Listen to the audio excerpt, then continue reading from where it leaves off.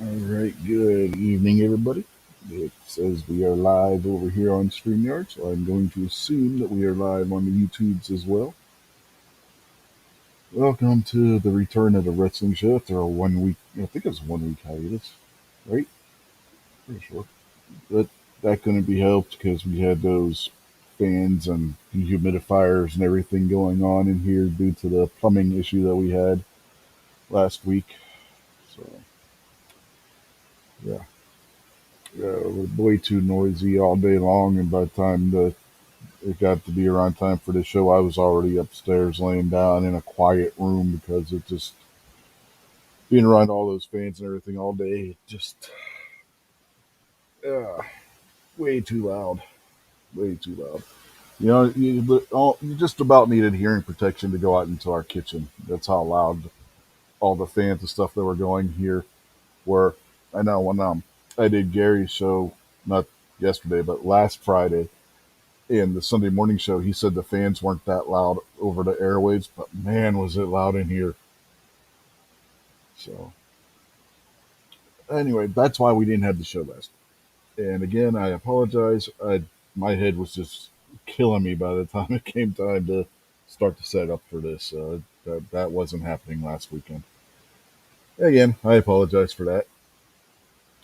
And same for why there was no This Week Unloaded last week. The same situation. Those fans and dehumidifiers weren't taken out of here until Monday afternoon, and Sunday was a repeat of Saturday. Just way too loud all day, and it wasn't a good situation. It wasn't a good situation to be trying to do a show. Uh, Again, I know Gary and the other guys said that you really couldn't hear the fans that bad, but again, being here and just having those going in the living room and the kitchen and in our half bath that's right there. I mean, the hallway's right there, the half bath's right there, and you could just hear all these fans just making one hell of a racket. So, anyway, that's why there were no shows last weekend for anybody out there who was wondering. And speaking of racket, I don't know if anybody here watched Crown Jewel this week. Yeah, I forgot all about that even being this week, and I watched it earlier today. What an opening match to that pay per view! When WWE does something right, they do it right. And that Hell in a Cell match between Edge and Seth Rollins was one of the best that they've put on in a while. It really, really was. It was a really good match. If you haven't seen it, if you have, wherever you watch your pay per views, go and give that one a watch. I mean, there's some things you can skip. Like, I pretty much skipped the Mansoor versus Ali match because, frankly, I didn't give a shit. So I skipped that. I skipped their Queen of the Ring final. Didn't Never gave a shit about that. I skipped the King of the Ring final. Didn't give a shit about that. But the main matches I cared about were the opener and the closing match, and both of them were good. So is the whole pay per view was the whole pay per view show good? Again, I skipped quite three of the matches altogether. So and Big E versus McIntyre wasn't bad. It wasn't great. It wasn't bad. It just was. It was one of those kind of matches. I'm trying to remember what other matches were on the card. Oh, I also skipped the women's championship match, triple threat, because I really didn't care about that either. You knew that they weren't taking the belt off of Becky Lynch already. So, I mean, that was a foregone conclusion that she was going to win. The Lesnar Reigns match, it was your typical match that you would expect between the two of them. They just beat the hell out of each other for the whole match. And there were some shenanigans, but that's to be expected. It's WWE after all. There's got to be shenanigans in at least one match, right? And the tag match with Orton and what the hell's his name, Riddle, taking on Omos and AJ Styles wasn't bad either. But those guys just seem like I don't know if I've seen any of the series of matches that those guys have had where the match can be said to be bad. And again, like I said before, Omos just continues to improve. You know, he's still green, but he gets better and better every time I see him in a wrestling ring. And he was really playing up the monster angle this time in the match, yelling at the guys, telling them that there's nothing they can do to him, and just beating the crap out of everybody. So he's starting to come into his own, not just as a wrestler, but as the monster wrestler. So it's good to see the progression in the young guys that are just getting into it. Is always good to see because that's what you want, right?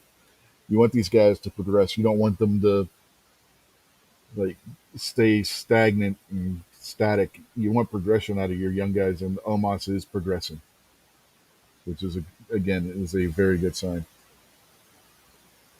Like I said, even in the other matches where he was progressing, you didn't see him talking shit to the other wrestlers. This match, he was talking some shit. So even on that front, he is progressing. So it's good. That was good to see. Let's see what else we got to talk about. Because that's what happened. I didn't. I haven't watched SmackDown or Raw or NXT, so I have no idea what happened on those shows this week. It's just been crazy week, so I haven't got a chance. I haven't watched those shows. I haven't even watched recap shows that other wrestling channels and stuff do on those like I normally would. Um, I did watch Rampage earlier today after I got done watching Crown Jewel. This feud between Pac and Andrade is really good. It's getting interesting. They now have got somehow in some convoluted way, they've got in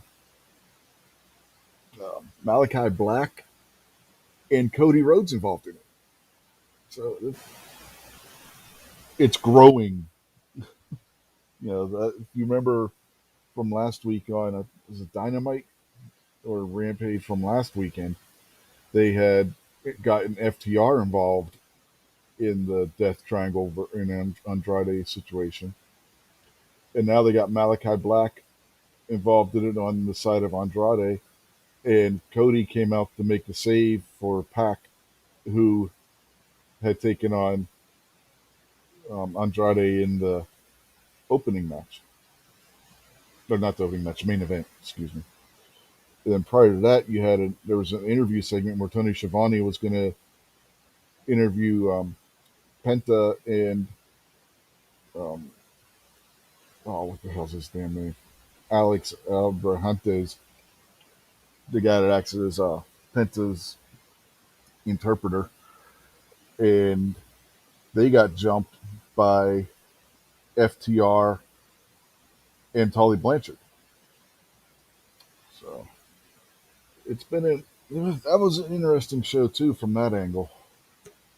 How all that's progressing with Death Triangle and Andrade and his guys. Yep. Evening Kingpin, you there?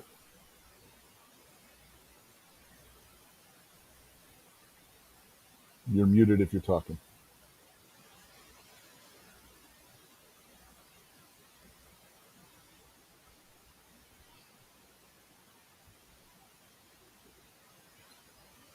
Well, he might be having difficulties, or he may have to step away for right after he jumped on.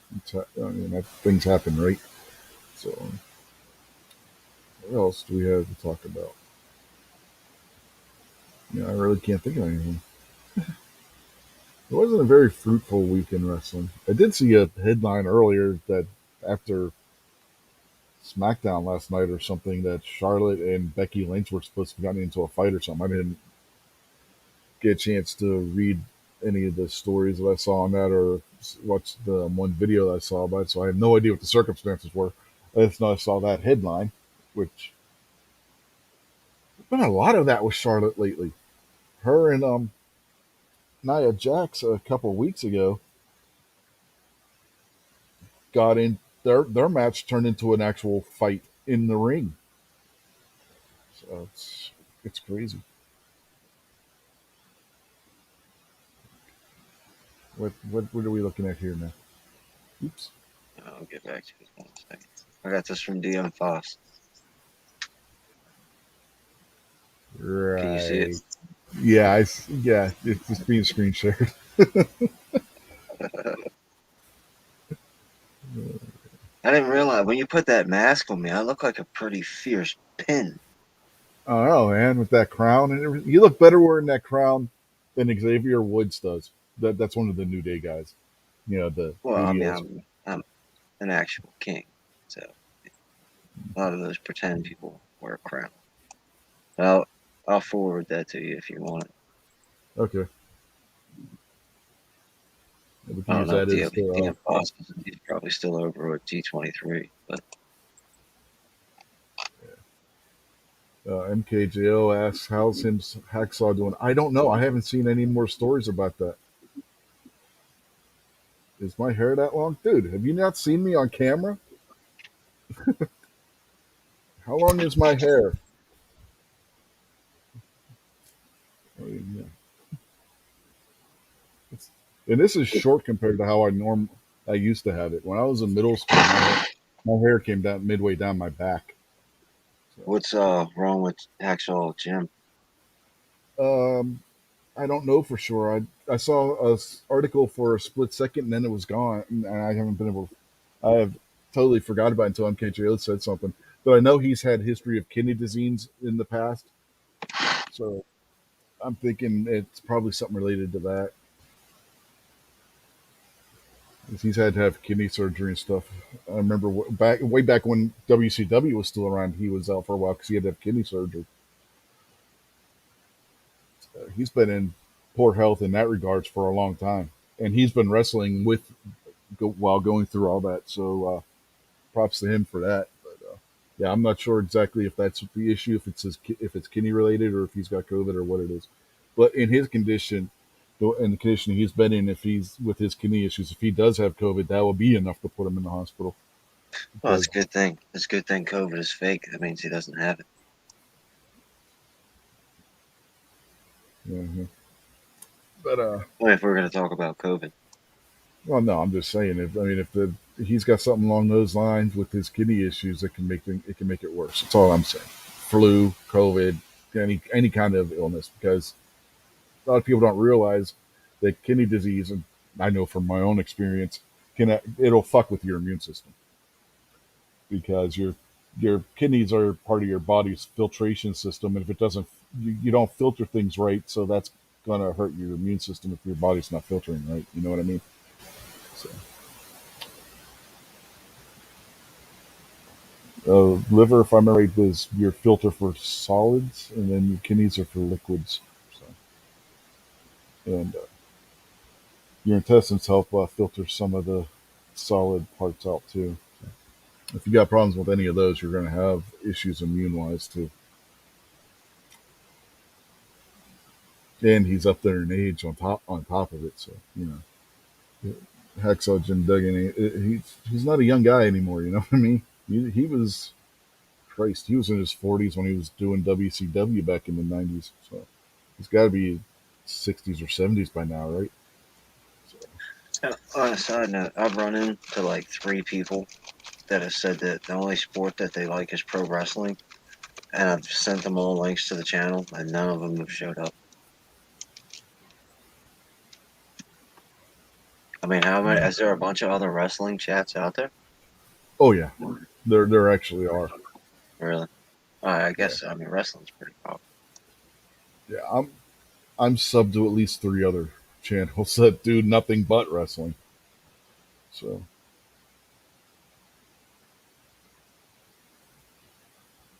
where was it held? It was Riyadh, Saudi Arabia. And if you look in the crowd, it's amazing for being. I don't know if this is the progress that the Crown Prince was talking about with Saudi Arabia, but there are actually women in the crowd who are not wearing hijabs or the full. The hell do they call it? The burqa, the full burqa. So They are making some progress. And just a couple years ago, when they did the first Crown Jewel, everybody, all the women were completely covered. Not this time. So they've made some progress on that front, which was interesting to see.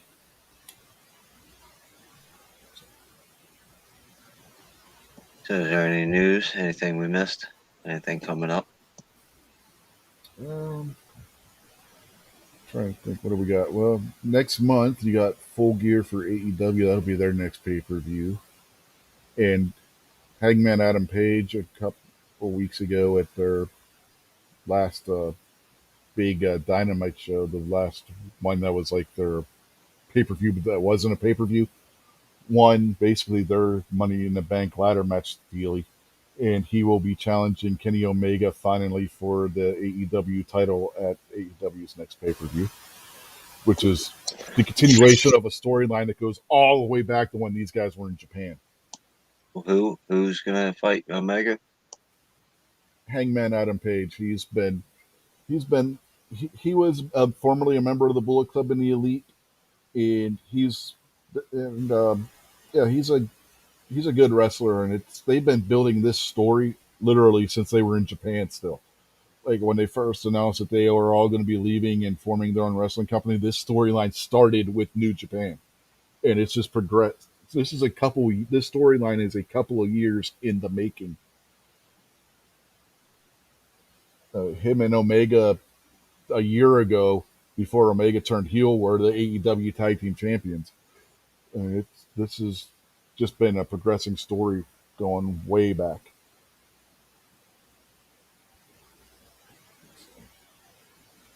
Whether we're actually finally going to get a culmination in that story, or if it's going to progress beyond there, if there's going to be shenanigans and it's going to go to the next pay per view, I don't know.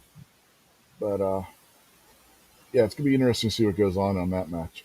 But that's the next really big thing for AEW to be coming down the line, and they've started a tournament there to determine who the number one contender coming out of that match is going to be.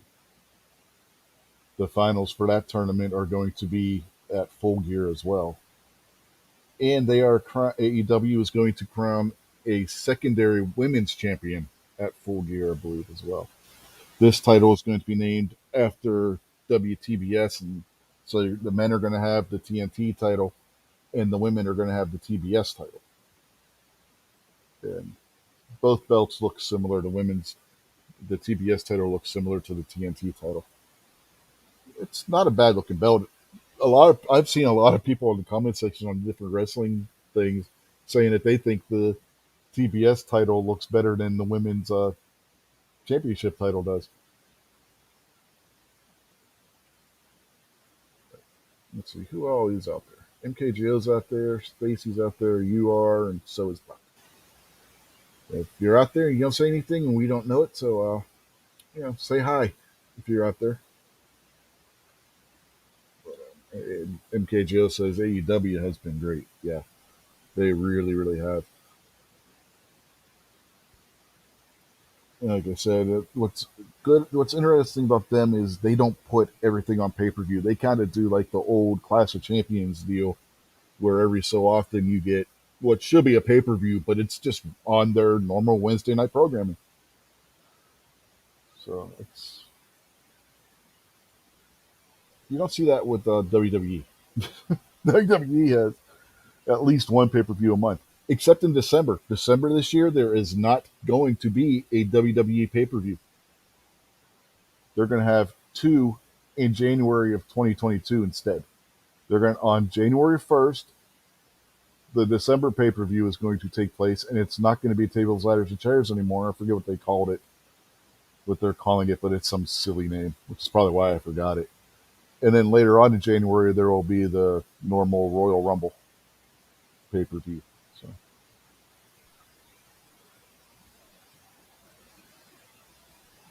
why they're and why they're doing it's anybody's guess. I mean, I don't know. I don't remember if they actually had an official reason for doing it or not, but they are.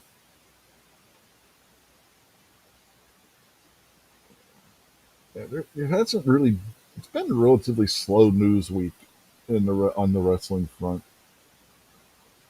Other than Crown Jewel, there really haven't been any really super big stories this week. Haven't had Arn Anderson threaten to shoot anybody.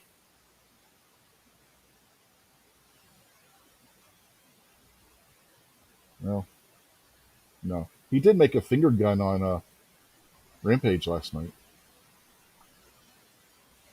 I don't know if that counts. I mean, if he were in kindergarten or first grade, he would be suspended for doing it. But Yeah, don't you think that the powers that be would probably persuade him not to do such things? well, professional wrestling does have some conservatives involved, so I'm not surprised. And they've talked about this on Arn's podcast. He does own firearms and stuff, so Yeah, it's, but the reality, conservative, it's not. Lawyers and insurance agents run the world. yeah, no kidding. Well, I mean, the any kind of entertainment business, any kind of everything's based on whether a lawyer or uh, an insurance agent said this is a good idea or not. Well, this will be 3 straight weeks that Arn Anderson has made a firearms reference in character on the show. Oh, good. Yeah. Well, I shouldn't say Arn. It was either Arn or Cody because it started with Arn in his promo with Cody where he said that if somebody tried carjacking him, he would shoot him in the face, whereas Cody would just let him have the car. And then the next week after that, Cody asked Arn, "What are you going to do? Shoot me too?" And then this week, Arn did the finger gun gesture at one of the wrestlers. Yeah, well, screw it. Don't rob me from my car and you won't get shot. Yep, that pretty much settles it there. But they've talked about it on Arn's podcast. Like I said, he does carry a Glock. Sadly, that's what he carries, but he does carry a firearm. Well, I mean, he's taken a bunch of blows to the head over his lifetime, so his judgment's probably distorted. Yeah, this is true. He didn't say which Glock he carries, though. They didn't go that far in depth. It doesn't matter. No. It's probably a 19 because that's the most popular model generally when you look at the sales figures. Though the 43X is catching up. When that came out, I looked at it and I was like, that's actually kind of an interesting looking little piece. And then I looked at it again and was like, oh, it's just the exact same thing as all the rest of them, except for this one's got a stainless steel slide. Pretty much. Well, you can get it in black too, and they're coming out with all kinds of different colors now from the factory. Cerakoted Glocks. I'm good. Yeah.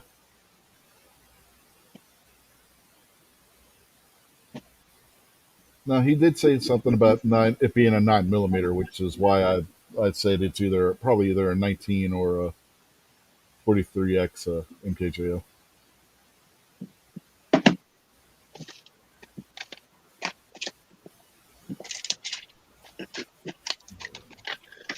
Yeah, if I were going to get something like that, which I already do, I got the Taurus G2C, right?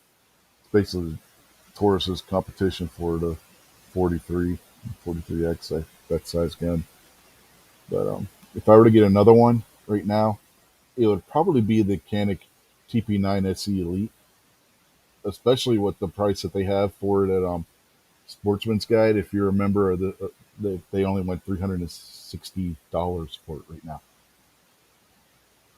That's the one, if you remember, a few weeks ago or a few months ago when we were talking about when we went to the grand opening of the local pawn shop here when they did their grand reopening.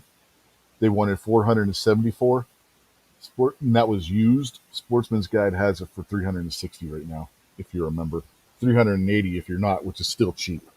Yeah. Are you familiar with Marlin 22 rifles? Yeah, somewhat. Have you ever heard of the 759 or 795? It's basically a 1022 with a stick magazine instead. Yeah, I think I've seen them before. Model numbers are not my forte. You know 18 what I mean? inch. It's 18-inch composite black blue barrel, Okay, uh, I know what you're talking about. 10-round stick magazine, Yeah, I know what you're semi-auto. talking. I know what you're talking about. How much would you think something like that should cost? In today's market, who the hell knows? I mean, you can pay $400 for a 1022 these days. Well, that's the problem. I looked them up on the internet and I saw prices vary from like 159 all the way up to 250. That sounds about right.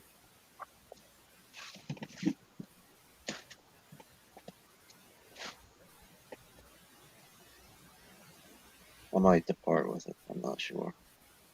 One of my friends is looking for a 22 rifle, and that's the only one that's not 22 mag that I'd consider selling. Mhm. Sell that one and get yourself one of the Henrys. Those Well, Henry 22s are nice. I've got the Henry 22 mag, the Golden Boy, Oh, or the yeah, Little Boy, or whatever it's called. yeah, the Golden Boy. And I'd sell that one, and then I've got that. Uh, I don't even know. It's Executor or something like that. It's not like a super popular brand name 22 mag, which is a really cool little gun. It's actually one of my better performing videos. The one that got away was the title. A bunch of people still watch that. Vanessa's out there. Evening, Vanessa. What's up, Vanessa? While we're talking about this, I've been trying to think of any other major news out of pro wrestling, and Goldberg beat Lashley. That was the other match from. Was that Uh, even a match, or was that? no, it was a match. They went for a good 15, 20 minutes. Wow.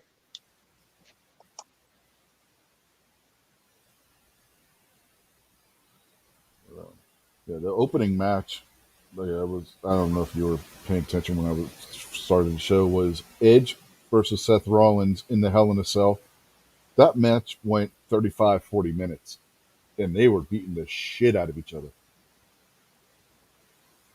That that really was one of the better Hell in a Cell matches in a long time. Was that like TV or was that pay per view? That was pay per view.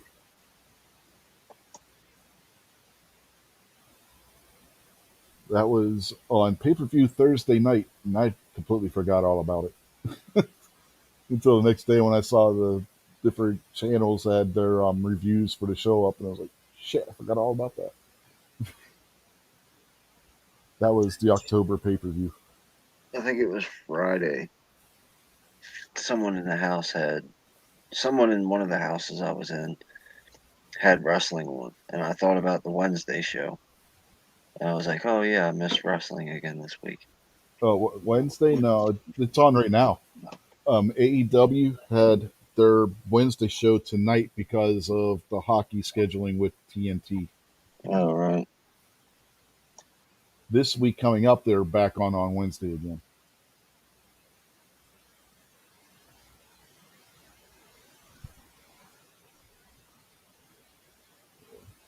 Yeah, you didn't. You're missing the show now. You didn't miss it Wednesday. What channel was that on? TNT. I don't know. What numbers are those? I don't know. I just pick up my remote, hit the microphone button, and say TNT, and it goes right to the channel. All right, let's try that. I have no idea what number TNT. that is.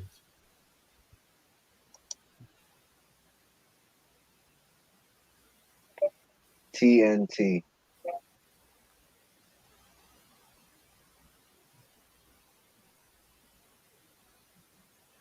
All Elite Wrestling Dynamite. This looks like Jeff Bezos is getting choked out by somebody.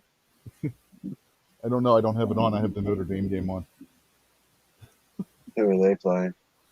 USC. What's the count?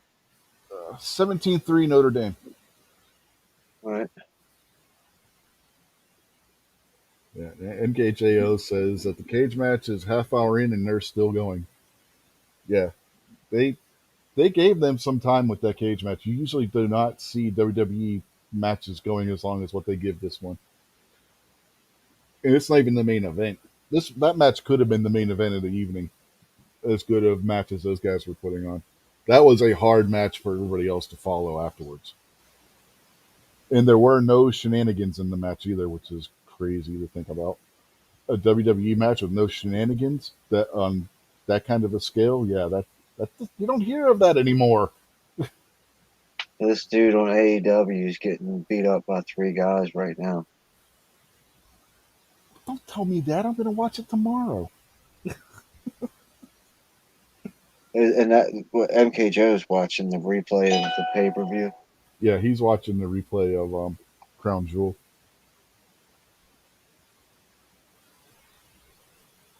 Oh man. If that move that these 2 guys just did, if you did that to a person in real life, they're oh that last move wasn't all that great. It was actually kind of silly, but the move that the 2 dudes do on one of the dudes, if you did it to them in real life, you're sure to kill the person. It was pretty nice. I never thought of such a thing. Now that I've thought of it, I'm glad that I never thought of it before. Yeah, I mean, let's be perfectly honest. If you did any of the stuff that they do in professional wrestling to anybody on the street, you're going to jail for assault and battery. Yeah, but some moves you could see doing in like a real fight, or like if you were stomping someone out. Mm, And the move that these 2 dudes did to this guy, I could see like in a tussle, like a rumble.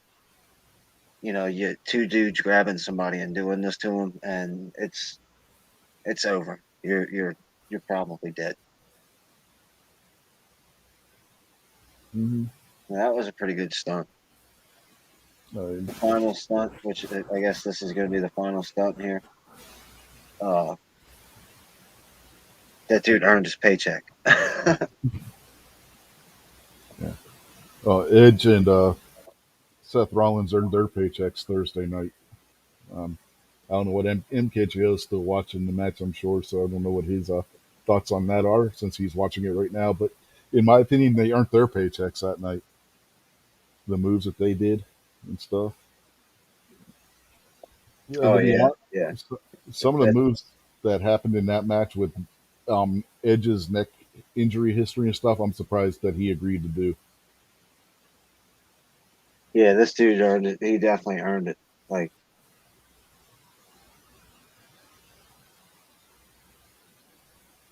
that was a good stunt. It was a basic stunt, but the way they did it, they amped it up, and it was good. All right, I'm turning this off. So many things in the ring. I know that the ring started to look like a garbage dump by the time that match was over. You had broken tables, broken chairs, the stairs. They had all kinds of shit in the ring at the end of that match. And you're absolutely right. So many things in the ring.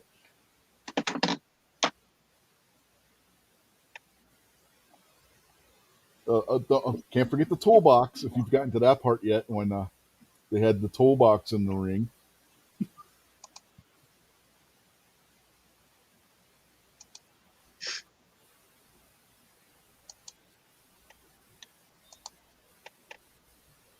I don't know if you got to the point where Rollins pulled the toolbox into the ring or not, so I don't want to say what he does with it.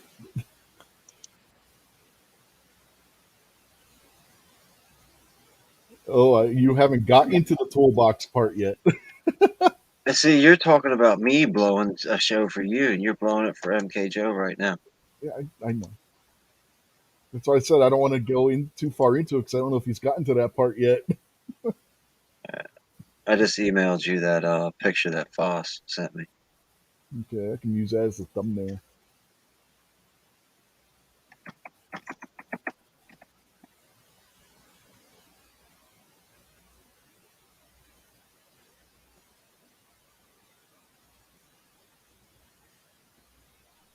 Why is it coming from you as being from what the hell? Huh? It came as you and Domino's.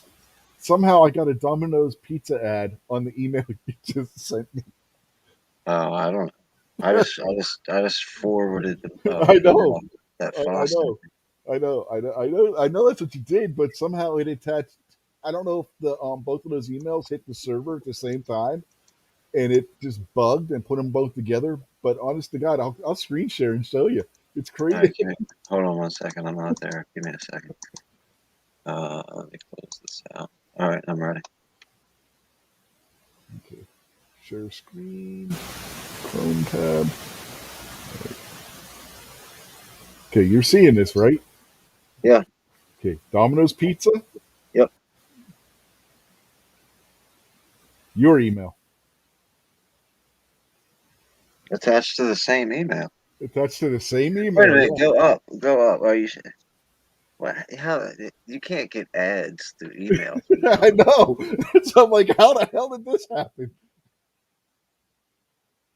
That's what I'm saying. Did they come through the server? No, because this is from 347. So Yeah. I don't Why would Domino's be sending you an email? because I get emails from Domino's. What do you order online or something? Yeah, but Yeah. how the hell your email attached to this email? I don't know. You should make a video about that and ask the internet. That's That's just pretty weird. yeah. That's the first time I've ever seen that. Somehow it bugged and your email showed up in an email. I don't know. I mean, let me go. Hold on. I'm gonna get interrupted.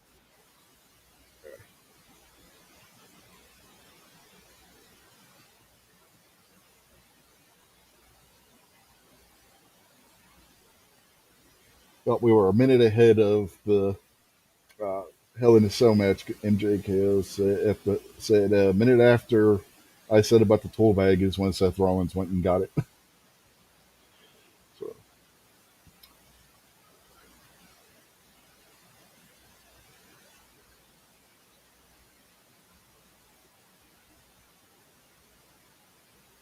that super kick, that super kick to Edge. Yeah, I know, right? He had some really nasty looking cuts on his back from when he went through that table. Okay.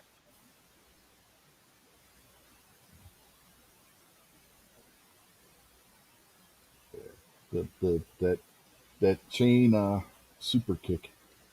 'Cause now that he's got to the part with the toolbox, I'm going to assume he's gotten to that part. Rollins wrapped a super kick around, wrapped the chain around his foot, and then super kicked Edge with it.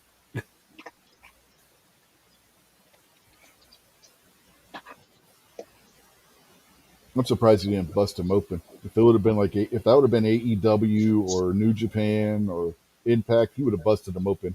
But WWE doesn't like blood anymore.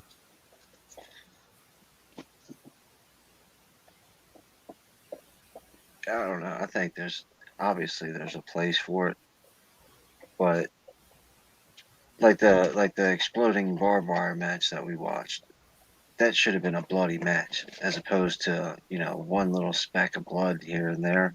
Mm. Yeah, Uh, usually those kind of matches are one hell of a bloody mess. well, yeah, and it should be. And like you were saying, getting kicked in the face with a chain wrapped around your foot, that should bust your head open and give you a nice little gushy blood. But Hmm. I don't know. I guess it's pretty easy to take it too far. Yeah, it's like the match where the Young Bucks lost the AEW tag team titles to the Lucha Brothers. Matt Jackson had a Nike that he put on that had a bunch of thumbtacks glued to the bottom of it and super kicked one of the Lucha Brothers and had him all kinds of bloody from it. WWE doesn't do that kind of shit because Vince doesn't like blood anymore because it's not safe. Somebody could get a disease or blood poisoning or what have you, is his excuse for it. So, ever since they went to the PG era, blood's been a no no. Yeah, I mean, I guess it's better not to do it at all than to have it than do it and it look like stupid. Yeah. Well, Randy Orton and Brock Lesnar in the past have both been fined because they went and had a match where they went and did the bleed spots anyway, and Vince got all kinds of pissed off and fined both of them like $500,000 from their contract for that year. Yeah, I mean, there's no reason for them to be drawing real blood from themselves. If you can't Hollywood it up, then just don't do it at all. I mean, it only take a second. You think you know what you're doing, and you take a razor blade or some type of Well, sharp they edge. didn't do. They didn't blade. That's the thing. They just the two of that Lesnar and Orton got together before the match, and the one spot where Lesnar's supposed to be giving Orton a bunch of elbows, Orton told him, "Hit me in the head a couple times for real and bust me open while doing it." And Lesnar did, and he busted him open like Orton told him to, and they both got fined for Yeah, as they should, because an elbow to the head from Brock Lesnar it. is dangerous. Oh yeah, no kidding. We're But it actors wasn't here, it man. wasn't the fact that Lesnar actually hit him that got him to fine. It was the fact that Orton was bleeding that got them both to But what Lesnar actually, them two planning that would get you fired if you worked for me. fine. Absolutely, Well, I'd fire you right on the spot and yeah. dare you to take me to court for the rest of your contract. Well, in professional wrestling, when Randy Orton and Brock Lesnar at the time are your two biggest stars, because Cena was out injured, Edge had just retired. Vince wasn't going to fire those two guys at that point in time. Yeah, yeah. Okay, now that you've looked at it from that direction, look at it like my most popular wrestler just got his eye socket busted out by Brock Lesnar because they decided to hit each other for real. Now he's gonna need facial reconstruction surgery. He's gonna be out for 6, 7, 8 Oh, I years, get what you're saying. Yeah, and I he's gonna definitely get what sue you're me saying. because Brock Lesnar actually hit him. Well, no, they wouldn't have a case for him to sue Vince because the two of them were the ones that planned it. So Vince's ass was covered on that front. Well, and they're contractors; they're not Yeah, employees, so they're 1099s. So I guess then, but either way, yeah, it's a pretty big problem. Insurance companies and lawyers run the world, and they run the wrestling. That's for sure. Somebody in a suit was in a boardroom flipping out when they heard about that. yeah, but it was like where he told him to hit him was like right about his hairline, so he was his eye or anything like that wasn't in danger. But the fact is, Vince just it's crazy some of the rules that Vince has. All right, hold on a second here. MK Joe, you're gonna have to back me up on this one here, buddy. We're gonna start a GoFundMe, and we're gonna raise enough money to get Brock Lesnar to come and elbow Rich in the head a few Yeah, no, times. we're not. I'm not that stupid. Come on. I mean, I can appreciate their love for the craft and willing to go that far, Yeah, they just went but old school. that that's unacceptable. That's unacceptable. You're fired, both of you. Yeah, but in the old days that was common practice. I mean, so, Yeah, I get it. I get it. I mean, I understand that, but you're not going to destroy my company. Randy Orton dies in the middle of the ring because Brock Lesnar elbowed him in the temple too hard or something. it was elbowing him about the same spot where you would headbutt somebody. Once again, hey Makojo, we're gonna have to double up our stack here because Rich is dying to get elbowed by Brock Lesnar. No, I'm not. Have you ever headed a soccer ball? It was the I tell same. you what. I tell you what. You had a soccer ball and then let Midnight Range elbow you in the head. No, he can elbow the soccer ball. I already said I'm not going to let somebody elbow me in the head. Come on now. Where's your wife?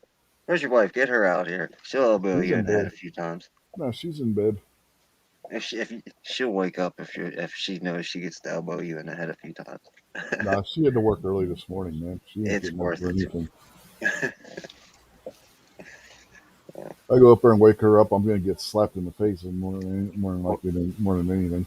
Or elbowed in the head. No, not elbow, just slapped, maybe punched. Not to say that my wife's abusive or anything. For anybody out there listening who may have a badge, that's not what we're talking about. It's pretty bad. You got to freaking goddamn put those kind of you know caveats on things. I don't know. We were talking about last night on Gary's show in the after chat, and it's probably be something we can talk about tomorrow night. But you're not even allowed to mention on YouTube the fact that trannies may sexually assault women anymore. Oh yeah, I Steven mean you Crowder can got a obey all strike those for that rules. shit. I'm not Yeah, going to abide by any of those rules. yeah. No, I'm just saying that if you do, you risk getting a channel strike, a hard channel strike. Steven, that happened to Steven Crowder, and he didn't get the typical response from YouTube saying that he got a channel strike. He got a letter from their legal department saying that he got the channel strike. Bring it on. I don't see. Once again, I'm in a different perspective because I care nothing about this thing. Nothing. They can turn my channel off right now, and it wouldn't bother me for a second. I've met all you guys. I've got all your personal contact information.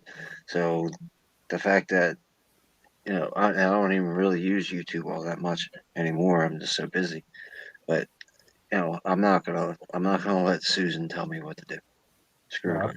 like I said, we can talk about it tomorrow night because personally, I don't give a shit. No, No. I mean, some of the topics that you and I have talked about on the Sunday show could get my channel strikes if they dug deep enough to find it. You know what I mean? we can go live over on Odyssey. I got enough subscribers now to go live on Or Odyssey. Rumble. Rumble does live too now. Well, you'd have to use the Rumble because I don't have a Rumble account. No, I do. Yeah, so you're probably closer to live and over there. But once again, we could call each other on the phone and talk about dirty Muslims and disgusting trannies who need to be shot. That Fairfax, Virginia guy, his daughter got raped by one of them disgusting little bastards, and he got put in jail over it. Yeah. Well, that whole situation is why parents are speaking out at parent teacher things at the school board. You're threat to national security now. Yeah, bring it on. No, actually, MKJO, that is not a first. Bobby Heenan did it way back in the 80s. He asked if Riddle riding to the ring on a camel was a first. No, Bobby Heenan actually did that in the 80s at one of the events. I think it I was one thought of the I thought Caesar's he was. Palace I thought he events. was. That's so confusing trying to read what he just wrote. Like I thought that was some type of riddle he was asking you. No, he was talking about Matt Riddle, the former Yeah, UFC guy. I couldn't make any sense of that. Yeah. He started coming out on that little scooter thing that he rides on. And then it's like, wait, turned around and went backstage again. And everybody's like, what the hell's going on? Right. Or even Orton's acting like he's starting to get irritated. And next thing you know, Riddle comes riding out on a camel. Is that little blonde haired like skater surfer type of dude? Yeah. Okay. Yeah. He used to be a UFC fighter too. So. I don't know if Iron Sheik ever did it or not, MKJO, but I know Heenan did.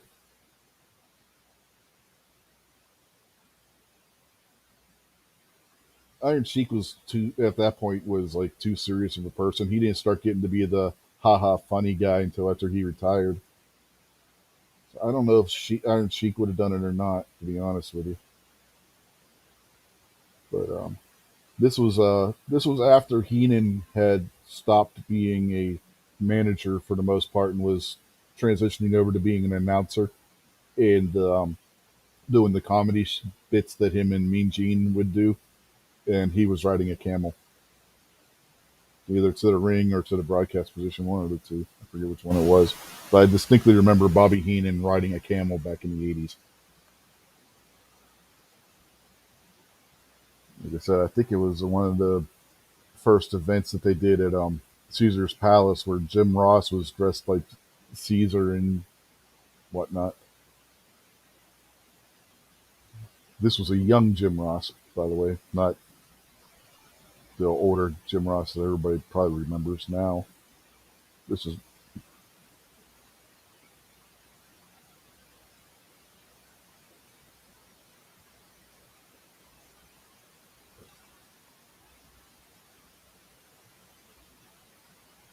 I think Bobby Heenan may have rode a donkey in one of those skits with Mean Gene before. I think about it. Bobby Heenan did all kind. If you go back and you watch some of those old comedy skits that they used to do on WWE's wrestling shows, where Bobby Heenan and Mean Gene will be out doing goofy shit. They are still funny to this day. I liked it when they came in on like the motorized ring that year that Yeah, what was Hulk that? Hogan, WrestleMania? What was it? WrestleMania 3? Is that that? yeah, Hulk Hogan versus Andre the Giant. Yeah. Yeah, but that was because the field was so long because they were in the Pontiac Silverdome where the locker rooms were to the field, so that they didn't want the guys getting wore out by the time they got to the ring, so they had them ride those things to the ring. It's not like a stadium, you know how you got the dugouts and stuff. At that point in time, it was configured as a football stadium. You can get around that kind of stuff when the wrestling events are taking place in the baseball stadium because you can get to the locker room through a dugout, and then you can have the ring set up right near the dugouts. Football stadium, you don't have that luxury. Never heard of him playing in a baseball stadium. Oh yeah, they do it all the time, like over in Japan, and they did it in Three Rivers Stadium when I was a kid, like Yeah, Memorial like Day weekend. basketball and hockey arenas, yeah, but Yeah, Memorial Day weekend, 1985, in a pouring rain at Three Rivers Stadium, which was set up at that point as a baseball stadium. They had the ring set up right near the dugouts. It was right about where a pitcher's mound would be. And I watched Ric Flair and Magnum TA go for almost 60 minutes at a DQ finish where Magnum TA was disqualified against Ric Flair for not letting Flair off the ropes. And that was for the World Heavyweight title at the time. you talk about like when the referee is like 1, Yeah, 2, and you count to 5 and you didn't let him go, he yeah, disqualified. yep. That's stupid. That's how the match ended. Well, Flair was what the storyline in the match was. Flair did something. Magnum got pissed off because if you remember, that was one of the things about Magnum's character was that he was a hothead, and he just started pounding on Flair in the corner, and the referee counted to 5 and disqualified him. Basically, his temper cost him the match. Is how they played the finish on it. So, Yeah, it really made sense if you were there. That's the thing. I mean, talking about it now and not actually seeing it, it would have made more sense if you would have been there watching it. And that's how the champions kept their belts at the house shows. I mean, they still do it today where they'll have like goofy finishes to matches at the house shows. It's just expected because you don't want to not have your title changes take place unless there's an injury issue at a house show. You want the title changes to be on TV or pay per view because that's you get more viewers on your TV that way. But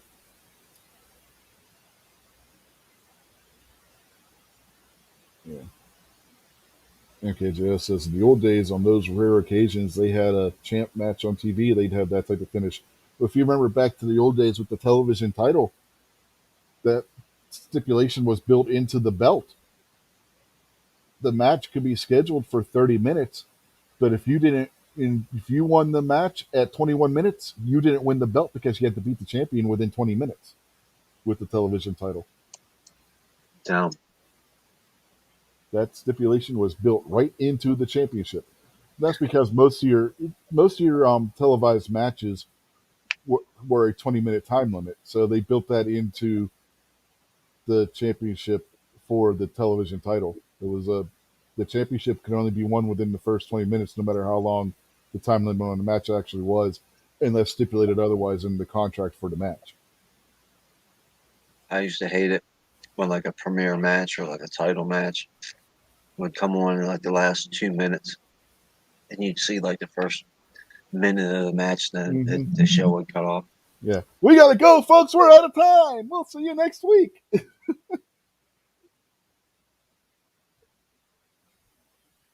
They did that shit intentionally so that you would watch next week to find out what happened. They left you on a cliffhanger.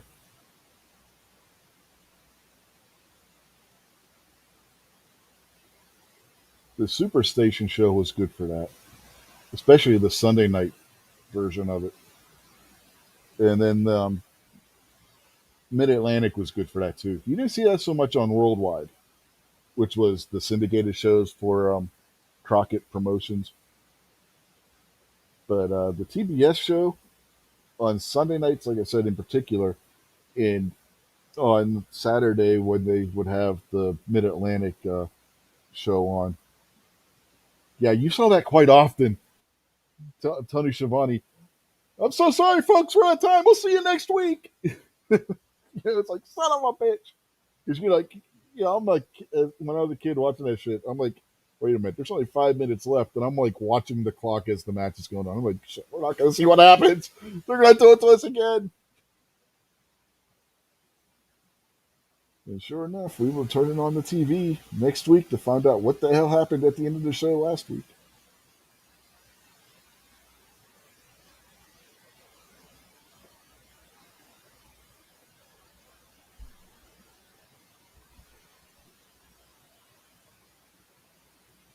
And the best part is that the syndicated shows always were on Saturday before the TBS shows, right? Those syndicated shows may have been filmed later on in the week than what the TBS show was. So they had to listen to Tony Schiavone when he was talking about it, and Arn Anderson. They had to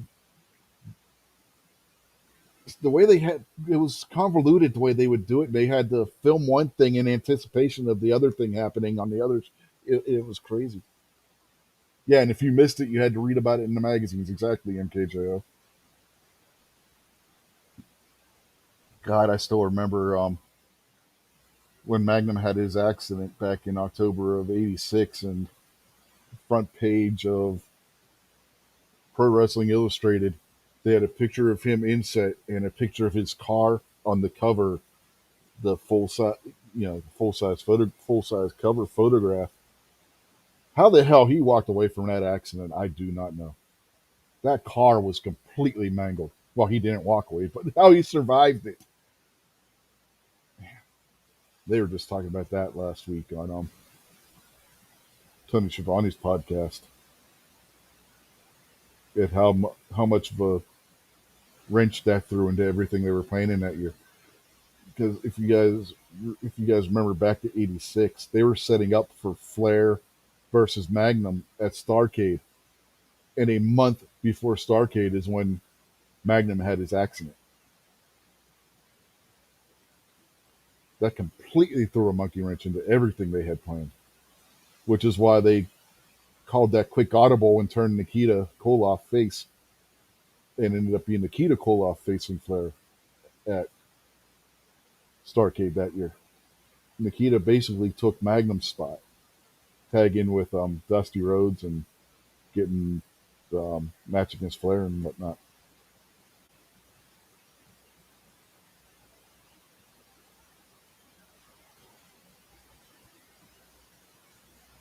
Yeah, it's just one of those freak accidents. Wasn't drunk, wasn't on drugs or anything. Just driving home, hit the he hit the wet pavement because it was raining that night. Hydroplaned, and that was all she wrote.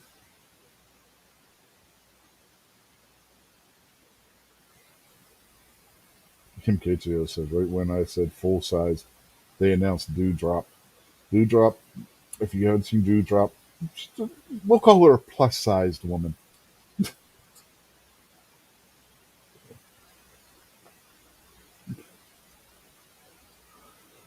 She's a big gal.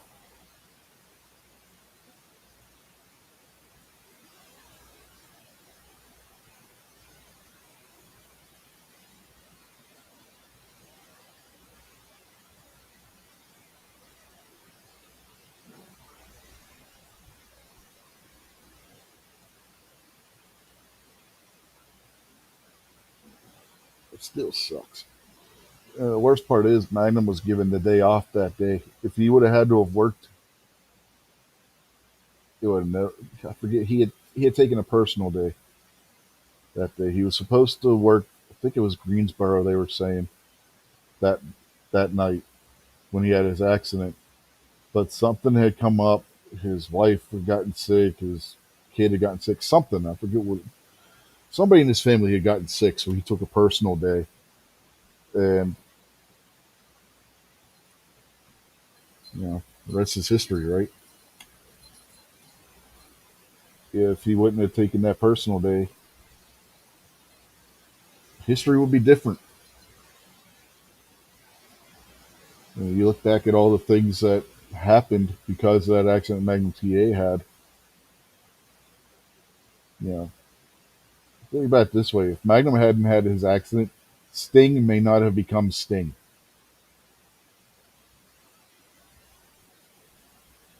When he stopped at as Sting as we know him, I should say, because he was already Sting the wrestler before that, but because he was wrestling, I think he was wrestling in UWF at that time, but he would never have got to where he's at now in history if Magnum hadn't had his accident in '86. Because he started getting his push and everything in '87 because they basically brought him over from UWF and started giving him basically the spots that Magnum would have had. Because Nikita wasn't working out as a face because he was people were still it was still U.S. versus Soviet Union at that time, right? So trying to get this guy who until a couple weeks ago was one of the biggest heels in the company. Oh, America's bad and all this, and all of a sudden putting him with the American Dream, Dusty Rhodes, who was America's good and everything, all that kind of stuff. It wasn't working. So they had to do something else. So they had this guy Sting that was sitting out there from when they started their cross promotions and mergers with UWF, and they slotted Sting at that point was very popular in UWF. He was their top babyface at the time, if I remember correctly. And Jim Crockett Jr. took one look at him and slotted him. Talked to Dusty, I should say, about it because Dusty at the time was the head booker, and they slotted Sting in as the guy to take Magnum's push. And you know, Sting literally got Magnum's push, not through any fault of his. I mean, it wasn't like it was backstage politicking or something like you could see at times. It's just somebody got hurt. Next guy up was Sting after Nikita Koloff couldn't pull it off for, again, obvious reasons. Yeah. Today, the thing with Nikita Koloff may have worked. Back then, having a guy going from being extremely pro-Soviet in character to extremely pro-American, and people weren't going to buy that. Everybody was waiting on Nikita to turn on Dusty, so nobody would, nobody was buying the whole Nikita Koloff thing as him being a face. It just wasn't working.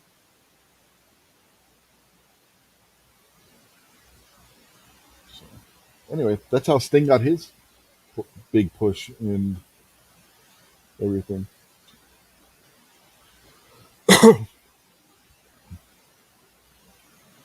Evening, Trapper.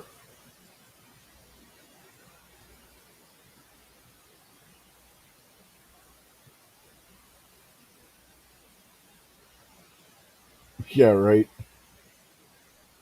By the way, the little girl that beat the big girl, that's Malachi Black's wife. Selena Vega is married to Malachi Black, aka Tommy End.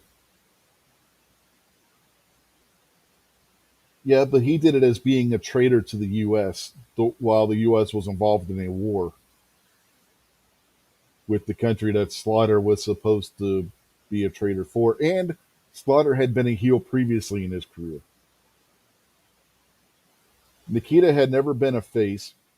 He had been an anti-U.S. face, who was supposed to be from the Soviet Union at the time when the Cold War was still going on. Even though we were getting into detente and all that stuff, it still was the Cold War, and it just didn't resonate with the fans.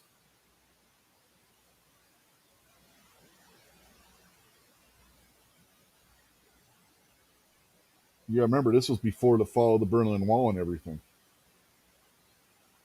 If it would have came post Berlin Wall, it may have worked.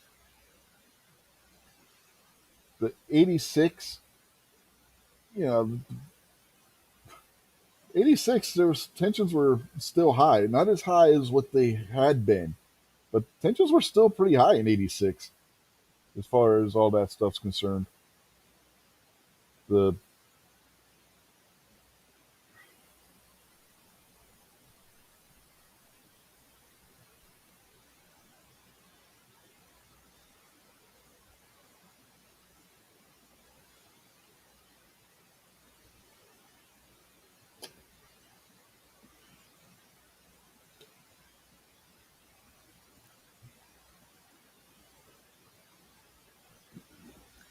if there's any young people out there watching, they're probably wondering what the hell we're even talking about because they weren't alive to be the live. They didn't live through all that shit. How much do you think it is focus groups that determine who's going to be a good guy and a bad guy? Oh, it's not. It might. Well, WWE today, it might. No, even then, it's not. It's all. It's mostly Vince's idea. In WWE, Vince basically has final say on everything that happens, and yeah, it's never been focus group. It's always been gut feeling, and whether somebody can get out there and get themselves over with the crowd or not. It's never really been. It's never been focus group oriented. It's all based on your ability to go out there and perform. And again, in WWE's case, what crazy idea Vince has for you. A perfect example is Roman Reigns. When Roman was a face and Vince had him saying a bunch of stupid shit, the when he that's let me go back. When Roman was starting out as a member of the Shield was extremely over because they went out there, they kicked people's asses, they didn't say much, and then they left.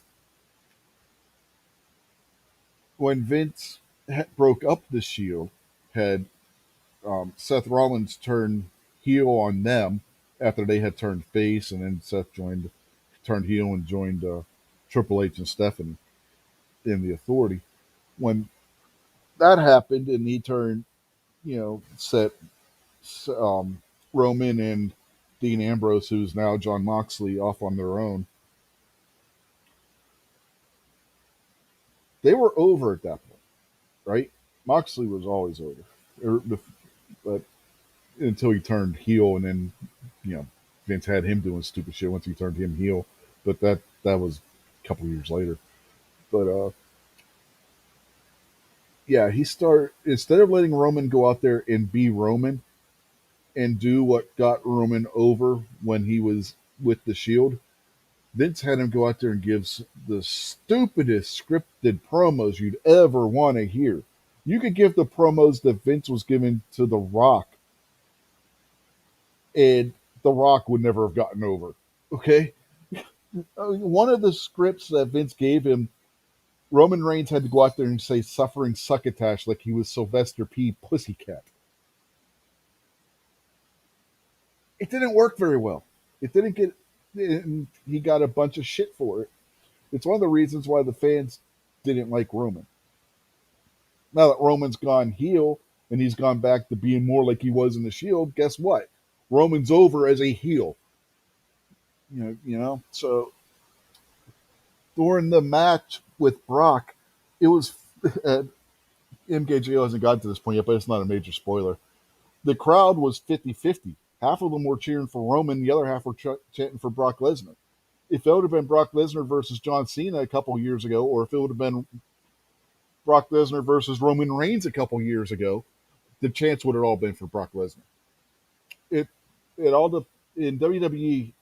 It depends on what Vince gives you if it gets over with the crowd a lot. It's and he'll blame the performer even though it's his stupid freaking idea that's not doing very well. You get into a promotion like New Japan, AEW, Impact, where the wrestlers are able to come up with their own gimmicks and develop it and give they're not given a script, they're given a guideline on what they want them to say, and then they do it in their own words. It's much more organic. It feels organic. It doesn't feel scripted, and it's a lot easier for those guys to get over than it is with the way WWE does it, because Vince has to micromanage every last little thing. Did that answer your question? I don't even know if I answered your question or not, but yeah, that's assuming they have the skills to in KJO, which a lot of these guys do, because a lot of these guys have been over when you get on the independents and other places. So look what happened with the Good Brothers, Gallows and Anderson, and not just once with Gallows, but twice. You remember Gallows was Festus at one point before his teammate there got fired for wellness policy violations, and then they put him with CM Punk.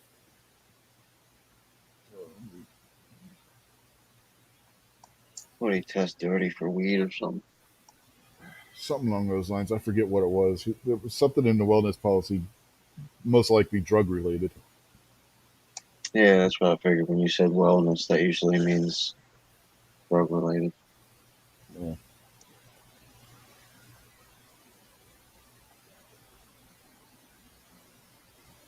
So, yeah. Again, I hope I answered your question.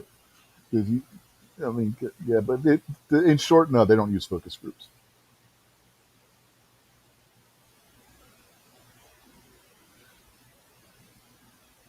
I wonder what the conversation was like when they were Hulk Hogan was gonna become a bad guy. Well, that was his idea. Well, yeah, sure, okay, and that's fine, but Yeah. you still got to talk to the rest of the show about what's going to happen here.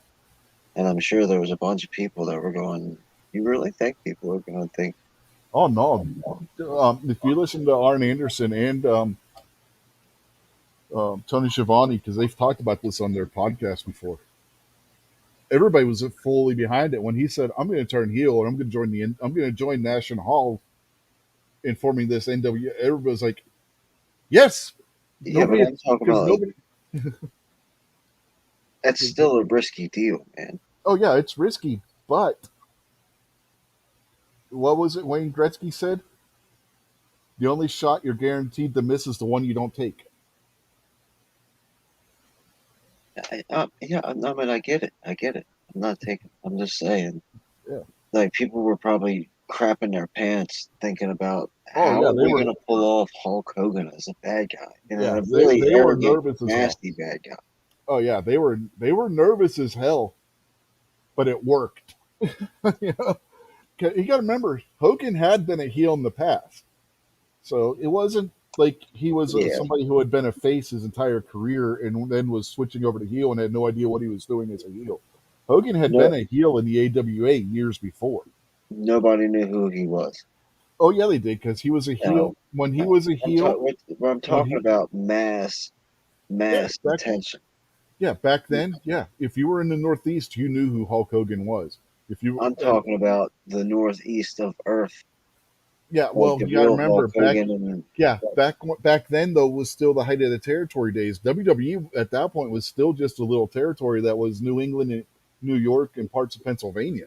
you're making my point that no No, one ever heard of him. And then when WWE got big and he was the Americans champ and the eat your fruits and vegetables and say your vitamins and take your prayers. Yeah, You there's one know, thing you got to remember.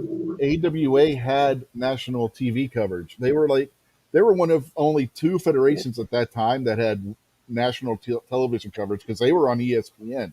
The other one was Georgia Championship Wrestling, which was owned by Ole Anderson, which is where the 6:05 p.m. Eastern time slot on TBS came from. At that time, at the time when Hogan was going from AWA to WWE or WWF, the only two national programs were Georgia Championship Wrestling and AWA. WWE wasn't even national yet. ask anyone on the planet, anyone on the planet, to Yeah, tell me now, about Hulk Hogan, and they'll yeah, talk about now Hulkamania. they would. Right. I remember when we That's would my go to point. school, we would talk before Hogan went over to WWE and was just thrown into the championship match against the Iron Sheik out of nowhere because that's exactly what happened. Yeah. Like a month before he was taking on the Iron Sheik, he was a heel in the AWA. And I remember we would talk about wrestling when I was in, God, what grade would that have been? It would have been 84. So it would have been what, 10th grade? No, 5th grade. Not 10th grade, 5th grade. I would have been like 10 years old is what I meant to say. So I would have been about 5th grade. And we would go to in school. We would be talking about how Hogan was such an ass. We weren't using the terminology, obviously, because at that point I was going to a Christian school. If we used that terminology, we were getting suspended. But we were talking about how bad of a guy Hogan was. So a lot of us who watched the AWA and all that, yeah, we knew exactly what Hulk Hogan was. If you went to the school I went to, you watched AWA, you watched NWA, and all because you got the Georgia Championship Wrestling, and How you many got kids went to your school? how many kids went to my school? We had uh, 250, 300 kids. How many people are in the country? Yeah, I get that, but expand that out to Oh, where how many people are on the planet? All right, I'm I'm game. talking. No, just the United States. When you expand that out, if my little school was, we were watching AWA. There's other places that would have been too, especially when you got into the upper Midwest because that's where the AWA was based out of. And again, you had it was one of the home. They were on ESPN, which was the premier sports network in the country at that point in time. This was when ESPN was starting to start covering things other than full contact karate and shit like that. They started covering the NFL, Major League Baseball and stuff around that time period. So having the AWA on that network at ESPN at that point in time, that was a big deal, and Okay, people were watching it. that Emmett Otter juice must have squeezed over on the MK Joe because he's starting to talk like you. Anyone on the planet, anyone, anyone on the planet. Like tomorrow, you could ask MK Joe this exact question, and what his answer will be Hulkamania. The first thing you're going to think of when you think of Hulk Hogan is Hulkamania. I understand all the past stuff. None of that matters. Hulk Hogan is Hulkamania. That's Because but it. that doesn't mean that people aren't going to remember him being a heel. I didn't say that they wouldn't remember. I said the Yeah, fact, you did. no, I didn't. I said nobody cares. And probably What do nobody you mean knows that that. nobody? Yeah, Because exactly. You just said the nobody fact knows you're that. also understanding that you are a wrestling nerd. You know this stuff inside and out. Even big wrestling fans don't know a fraction Oh, of the you'd be stuff that you surprised. know about wrestling. You'd be surprised how many people know about Hulk Hogan's heel running before I'm he went not to saying that WWE. people don't know about it. I'm talking about the masses. Everyone on the Well, we're not planet that talking you about just the masses. We're talking I about am. general knowledge. That's why I keep using the word everyone. Anyone on the entire planet, if you ask them, I don't care how big of a wrestling fan they are, the first thing that they're going to say when you mention Hulk Hogan is But something Hulkamania. and I stipulate that yeah, they would say that, but there are still going to be people that are going to know him as a heel as well. But you're right; Yeah, they're there's going to probably say a that Hogan was Hulkamania because that's what he's most famous for in the '80s. exactly, But exactly. that doesn't mean there's nobody out there that's not going to remember him being a heel. Right, And but the the fact, and he masses had, are. and my that wasn't even my point whether that the people remember him being a heel or not. My point was that Hogan knew how to be a heel prior to that. Yeah, oh, okay, I can concede to that. I mean, he's a pretty That's good how my actor. point was in the first place. He's a pretty good actor when it comes to wrestling. But the 99% of the people don't know that Hulk Hogan was the bad guy before he became Hulkamania. Yeah, but again, that wasn't my point. My point was that Hogan had the experience to be a heel before that, which is part of the reason why it Well, worked. that only became your point after I proved No, that you was my point from the beginning. only the beginning after Uh huh. you proved my point correct.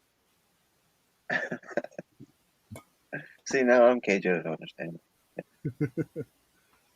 Yeah, well, MKJ is saying there may be kids that only know him as NWO. Hey, hey, hey. What are we relying on statistics and stuff now? Where's this conversation go? I don't Yeah, know. I bet you he's right. I didn't even think about that. There's probably a ton of kids that think about the black goatee. Hmm. With the blonde Fu Manchu. Mm,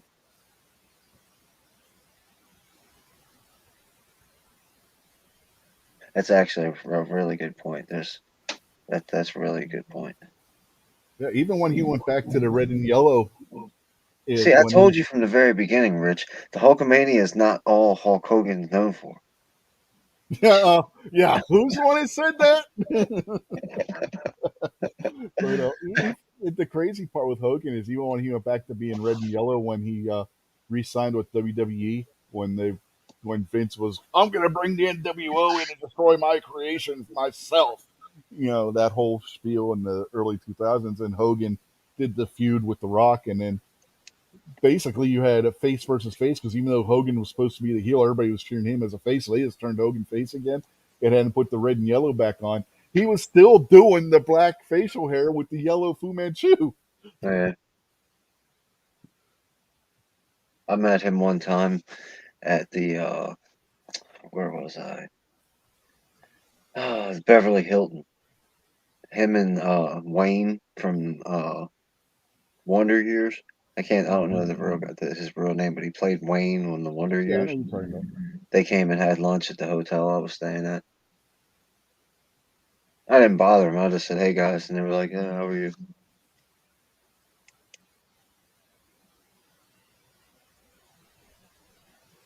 Yeah.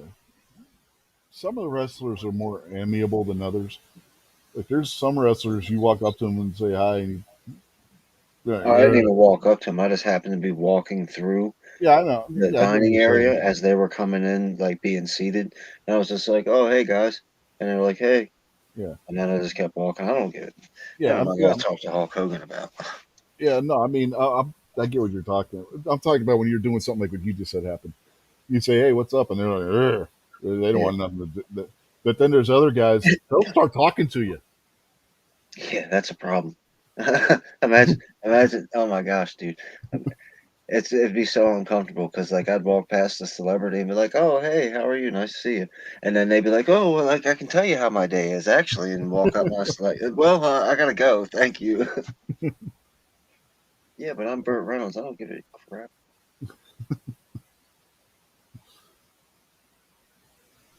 You want an autograph? I mean, if you want to sign the bill I'm about to get for this lunch over here, sure. Yeah, here, sign this right here. See on But this dotted sign right here on this. That's a dotted line here. Yeah, yeah, the Hulkamania stuff. Like he just said there was a pay-per-view with a kid wearing it. yeah. I'm sure people still like Oh some of yeah. the like fans of wrestling probably still rock the Hulkamania gear. Oh, you remember back during WCW's heyday in the '90s when right about the time Hogan turned, I there didn't was watch. always that one guy front row who was dressed like Hulk Hogan. That guy still does it. He I didn't shows up watch at the events wrestling. still dressed as Hulk Hogan.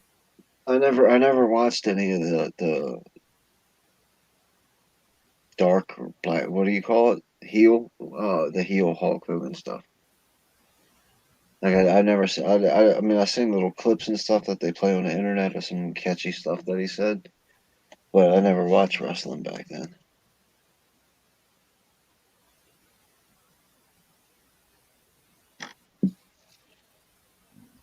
Yeah, MKJO says that he was in an elevator with Hogan and two blondes in Miami. He didn't speak to him. He just grinned. Yeah, he said that was around 2005. Nice.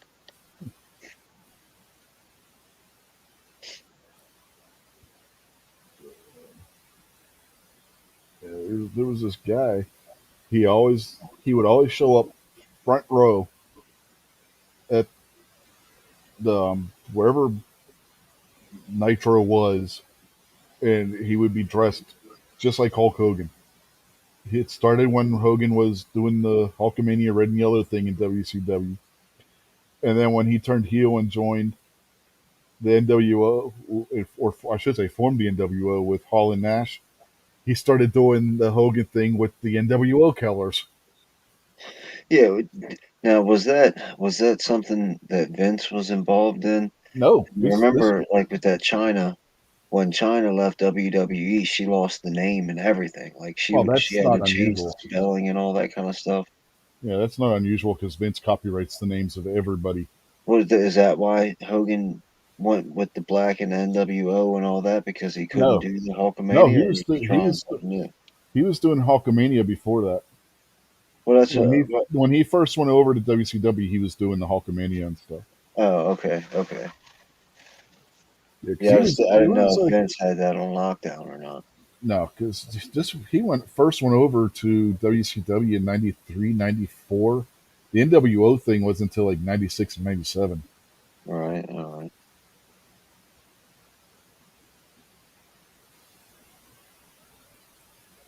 Yeah, for like the first 2 years, he was still doing the Hulkamania thing in WCW, and Savage was still doing the Macho Man and all.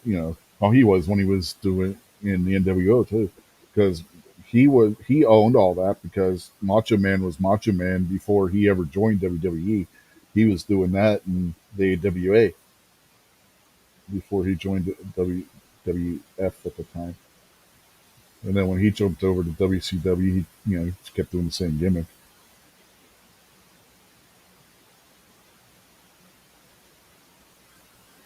And then WCW put him and Hogan back together as the Mega Powers. Back the night that Hogan turned heel, he did it by attacking Savage.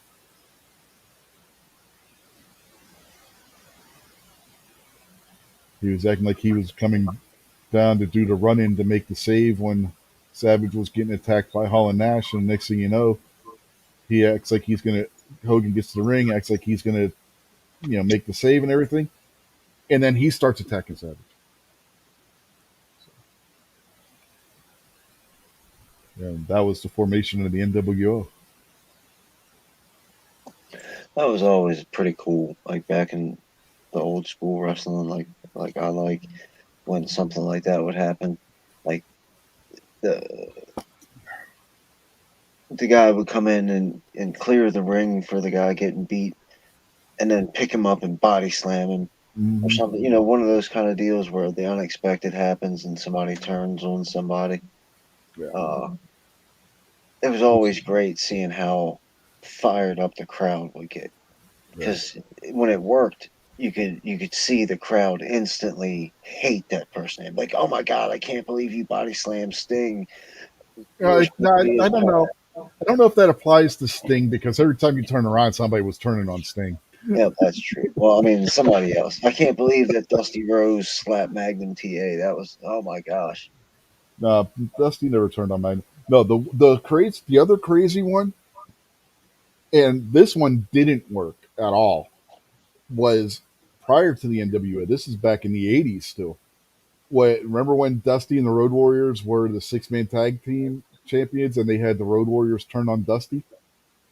I'm slightly familiar with that. Yeah. Yeah, and that didn't go over at all. The fans still kept cheering the Road Warriors, so they're like, "Fuck it." Yeah. Right back to being faces again. That Well, lasted a couple of weeks. that's something that they should have been able to take the temperature of the crowd because Uh, the Road Warriors they're in a league by themselves. You know what I yeah. mean? Like good guy, bad guy, none of that matters. Well, they were worried at first when Hogan did the turn that was what was going to happen. that there was going to be the Road Warriors turning on Dusty all over again. Thankfully, it worked Well, because that's what people. you got to think. There's a whole bunch of parents out there that like let their kids idolize Hulk Hogan, and then when he comes out drinking beer and grabbing women and being, the bad guy, a bunch of suburban moms were probably like, "Turn that off. Get this out of my house." Yeah, well, about that time period too, people were getting tired of Hogan. His popularity was waning. Yeah, because I mean, been there, done that. Hmm. You're an old man. You're done. Let's get some new stuff in here. The crazy thing is, as old as Hogan looked at the time, when all that went down, he was younger than you are now. He was only Oh like yeah, 40 yeah, years sure. old when that happened. That's how crazy. That's how old Hogan looked. Well, having that real stringy bald head, Hmm. he looked like had old man's hair. Yeah. MKJO's got a question out there. He wants to know who Woods is. He just finished that dude with Savage's elbow. Yeah, that's an old callback to when he was in TNA. Back in TNA, he was him and um oh, what the hell's his damn name? The guy he's in ROH now. What the hell is it? The one that did the Ric Flair impersonation really good. I can't think of his damn name right now. But the two of them were a tag team called Black Machismo, and Wood's name at the time was Austin Creed, and the other guy was Machismo, and his deal was that he was an impersonation of Randy Savage. Austin Creed's deal was that he was Apollo Creed from Rocky. So that was a move that both of them started using around that time period because Savage they both liked Savage when they were younger. So as an homage to Savage, they both started doing like the flying elbow and stuff. That's something he's been doing for a long time. It takes guts to do that move. Uh, Not as much as you're going to hurt the other person because they can always anticipate and all that, but just jumping off the top rope way up in the air and basically landing on your side. Hmm.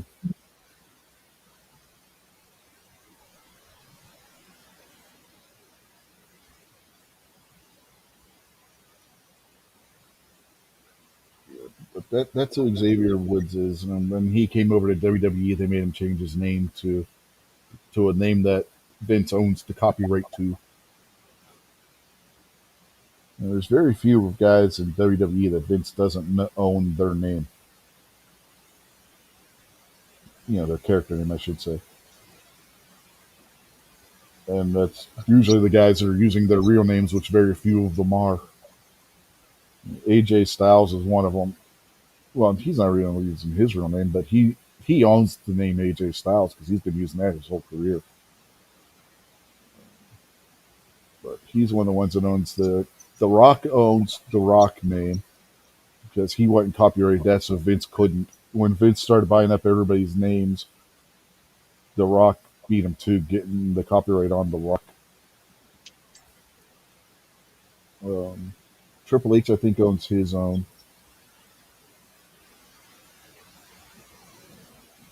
Not Yeah, that well, it he's matters. he's been Triple H his whole career, hasn't he?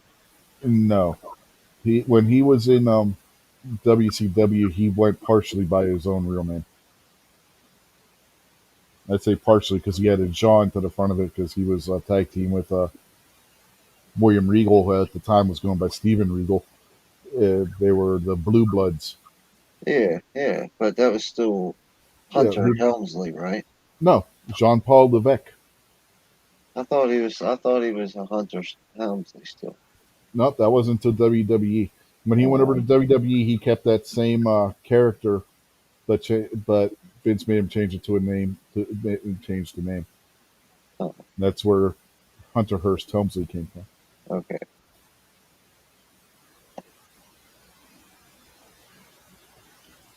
based on that super rich woman who was a bitch to everybody, whose first name I cannot remember right now. Leona Helmsley. That's who Triple H's name was based on, at least the last name part of it. Because you remember when he was supposed to be like this stuck-up rich guy. Yeah. Yeah.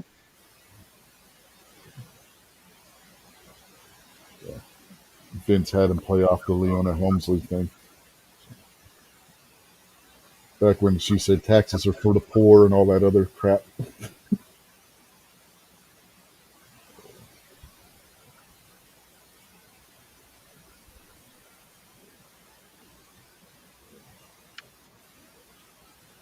What else we got? I'm trying to think of others who own it. I think Stone Cold Steve Austin. Well, I know he owns the Steve Austin name because he had been using that for his whole career. I think he owns the Stone Cold part of it too now because he's got that on everything. He does his own merchandising and stuff. I mean, he's got his own line of beer. Who? Stone Cold. Yes. Did not know that. Yeah, he's got his own line of beer now. When you watch his podcast, those if you ever watch his pod, they whenever they have it like on Peacock or whatever, if you look on the desk that he does the show from, he'll have this like off-name beer sitting there. That's his. That's I his got stuff. donuts upstairs. I'll be right back. Easy.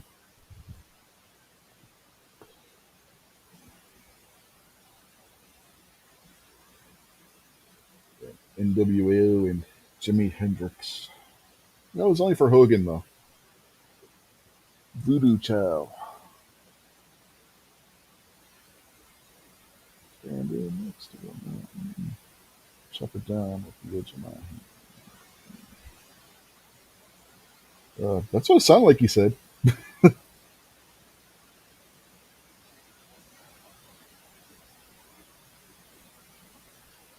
Yeah, Notre Dame is going to win this game 31-16 over USC. Not that USC is much of a threat this year, or for the past how many years for that matter. USC is on the decline. They can't get their act together out there. It's a shame. Used to have a good program at USC, and then, well, shit happened. So, Yep. Duncan. well, there you go, MKJO. He's eating donuts on us.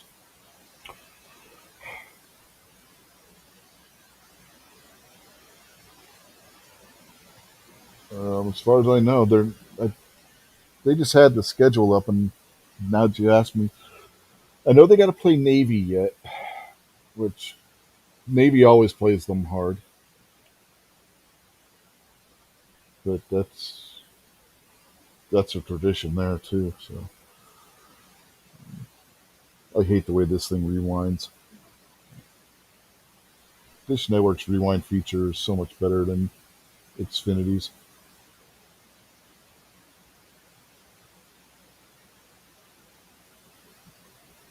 Come on, where's the remaining schedule? Y'all just had it on there. That's that's USC's.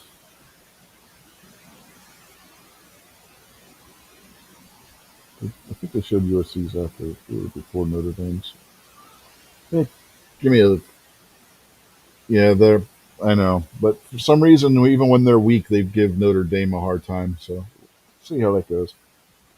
But I know they play them in 2 weeks. Um, don't remember who they got on the rest of the schedule. So I'm waiting for them to put it back up on the screen again since I rewound it. Yes, we get it. That's USC schedule. That's not the one we want to see. No, I'll let's put Notre Dame's schedule back up there. I know they just had it up there. Now that I want to show it again. Come on.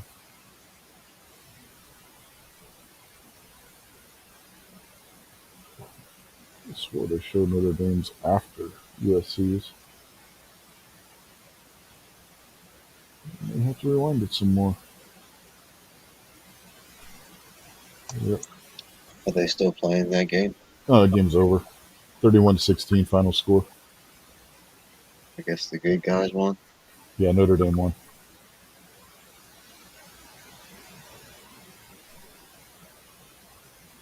There it is. Okay, let me pause that. They got North Carolina next week, then Navy, and then Virginia. Virginia's 5-2, so that's going to be their. That's probably going to be their hardest game. It's going to be Virginia, and that's away. So they're going to be playing at Virginia that for that game, and then they have Georgia Tech, who's 3-3, and then they finish at Stanford, who is 3-4. So the prognostications is that Notre Dame has a 67% chance of winning at Virginia. But as far as what they got on their schedule, that's probably going to be the hardest one. They lost any games this year. Who the Irish? Yeah, they lost one game. They lost to Cincinnati, who is a really good team. Cincinnati's in national championship talk and everything. So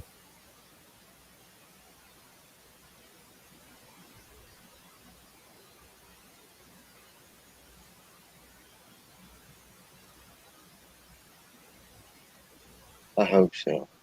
Oh God, I hope so. what? Logan Paul versus Mike Tyson. Yeah,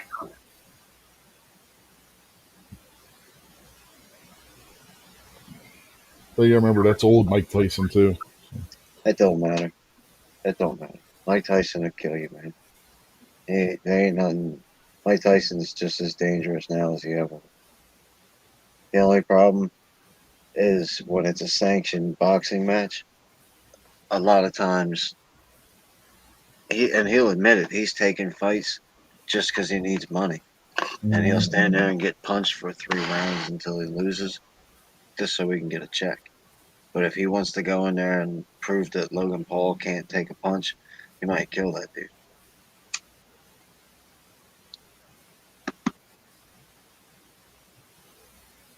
I don't know. He's not built the way he used to be. I don't know if you've seen Mike Tyson. Right after Brock Lesnar elbows you in the head, we'll get Mike Tyson to punch you in the mouth. No, I'm being honest. I don't know if you've seen Tyson lately. He's not as big as he used to be.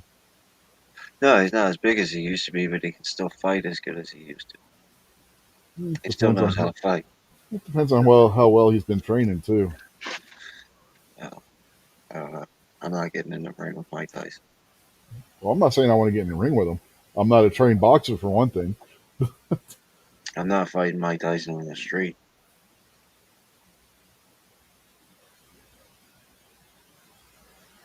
I'll take my chances against a lot of people. He's not one of them.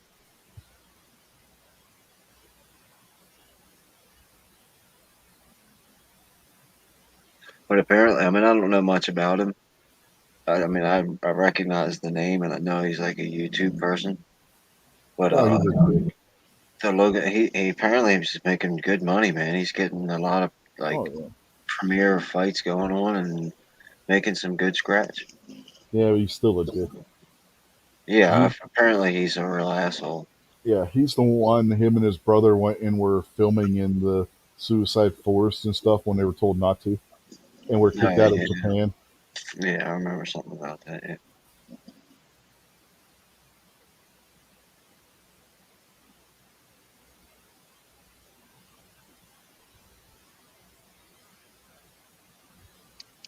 I think it's kind of sad watching.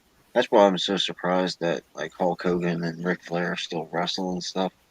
Because when I No, think of seeing Roy they're not. Jones, Hogan and Flair aren't wrestling anymore.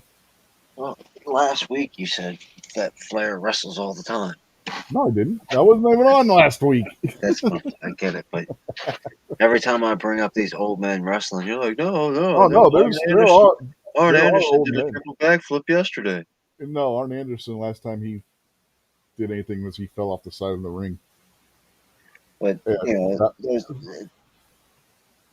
having a bunch of old superstars and old men still running the show is kind of sad. That's why, like, when I see that Mike Tyson's going to get into a boxing match with, Roy Jones Jr., I'm like, they're old men. I don't want to see them fight. I didn't want to see them fight when they were, you know, the peak of their career. I don't want to see them fight now. Yeah, but there are old guys that are still wrestling. Just Flair and Hogan ain't among them. Flair's heart probably couldn't take it, and Hogan's hip probably and back probably can't take it anymore. Hogan's got all kinds of back issues. The guy shrunk 3 or 4 inches. Well, it's usually what happens when you're getting your spine cut out every other month. Uh-huh.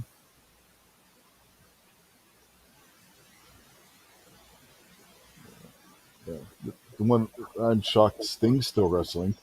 In his Yeah. 60s, Sting is And, still wrestling. like I said, when we watched that pay per view on that special event for that, it's cool if Sting's buddy got screwed over and he's here to take the stand and put in work and whatever. So it's like a special event that Sting's gonna come out and wrestle this guy. But to have him like on a regular kind of card, it's sad. Yeah. Well, he's not doing the wrestling all the time. He's mostly now just acting like a manager.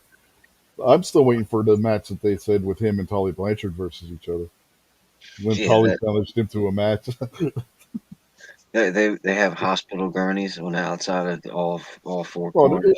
it'll be an ambulance match for sure. Right, literally. Yeah, you win by putting your opponent in an ambulance. Oh no, don't worry. The medics will take care of that.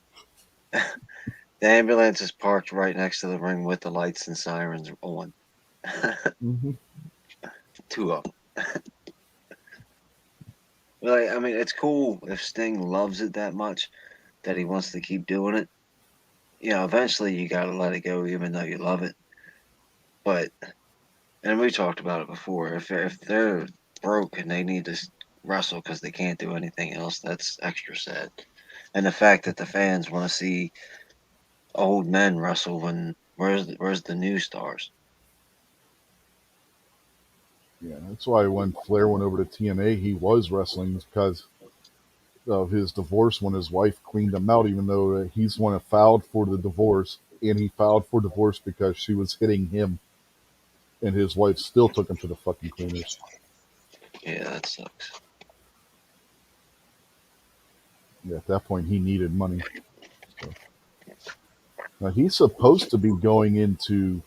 The rumors are that he has signed with AEW, but he hasn't showed up on screen yet because he was just fired from WWE during their last cuts and everything. And the rumor is that he is going to be involved somehow with Andrade, who is his daughter's fiance. So that'll be interesting. But he, Yeah, I think it's too much. Even if he's just like the ringside manager or like the hype man. For him coming out more than before, like the super fight, where everything's on the line, and who's this to talk before the match? It's Ric Flair. But if he's on screen a whole lot, I think it's too much. He's had his time. He needs to go. you gotta remember. Well, you gotta remember too with Andrade, he doesn't speak English very well because he's from Mexico. So Well, if they put him with somebody like Ric Flair, would actually be a good idea. Ric Flair's 87 years old. His English ain't that great anymore either. Nah, Flair's in his 70s, but he can still be good on the mic. I've heard Flair on the mic recently. He's not lost much. Uh, he's lost a lot. You can. Yeah, He's still physically, got it, but he ain't no. He's lost a lot. I mean, be realistic. yeah, I'm talking about as far as his speaking ability. When you look at him with the physically and stuff, yeah, he's lost a lot. Yeah, his voice sounds like crap now, but he still gets red in the face and spits all over the place and has his eyes bugging out, and he still knows how to say the right words. So I get Yeah, what you're saying. yeah. I mean, he still gets the crowd worked up. You know what I mean. Yeah, which is which unfortunately leads right back to my original point. That's sad. The crowd should be like, really? We've Well, no, if you look been back at doing the this for 50 years. Get out of here. yeah, but if you look at the way that remember all the classic managers we're always talking about, those were all old wrestlers. That's how they kept going in the business. They would transition from being an in-ring performer to a manager. Flair If would you just ask be doing the anybody on same the thing. planet who Jim Cornette is, they're gonna say the tennis racket guy. Well, he was never a wrestler. I know.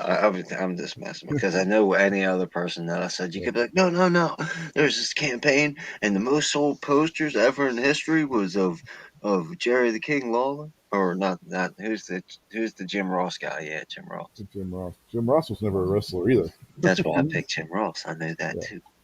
yeah. He was always like a backstage guy and an announcer. He's always the worst. Jim Ross sucks. Oh, he sucks even more now.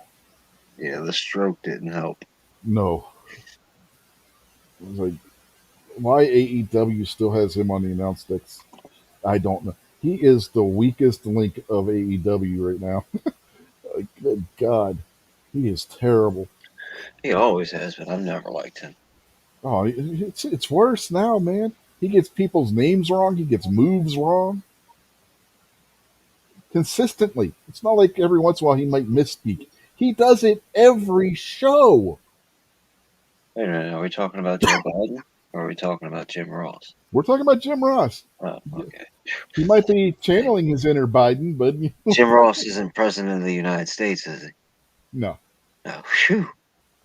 Whew. He dodged the bullet there, man. Whew. Yeah. One of my favorite ones was this is when AEW was first starting out. One of the announcers says, "That's a toupee suicida he just hit him with." And Jim Ross says, "In my day, that's what we just called that a suicide dive." Tony Schiavone looks at him and says, "That's what tope suicida means, Jim."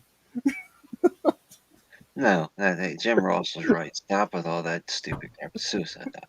Don't give it some other name or some other language. Just call it suicide dive. Jim Well, Ross is it right. was it That's was the funny one though. thing I've right in life. Jim Ross didn't know that that's what that meant. He's been in wrestling for how long, and he didn't know that tope suicida meant suicide dive. I didn't know that. Yeah, it comes from the luchador because I remember that was originally a luchador move It's before. America. Yeah, but that all came from Mexico. USA. Lucha Libre style wrestling came from Mexico. That's why they all have Mexican names Yeah, with and they can the stay move. there. It's But yeah, America. Woo, woo. You don't see Jim Duggan with, oh, Lucha Libre. well, Nah, Jim Duggan wasn't a luchador either. nah, because it's America.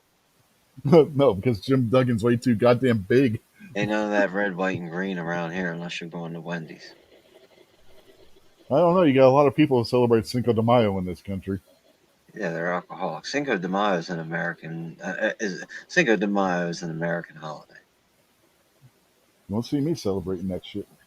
Nah, I mean, that's and all the stupid drunk people have no idea what Cinco means. They just know it's time to get drunk and Hmm. Yeah. Coronas. Cinco de Mayo is the United States version of November 4th over in the UK. Is that they just get drunk over there on November 4th? It's Guy Fawkes Day. Oh, right. If you Like know anything St. about Guy Patrick's Day. Fawkes, he wasn't a good guy either. Yeah. He wanted to get rid of the constitutional monarchy in the UK and set up a strict Puritan theocracy. Yeah, that sounds like a great idea. Oh, okay. That's the mask. The Guy Uh Fawkes huh. mask thing, and the Yep. anonymous people took that Yep. for a while. Yep. Okay, yeah. No, no, that, yeah.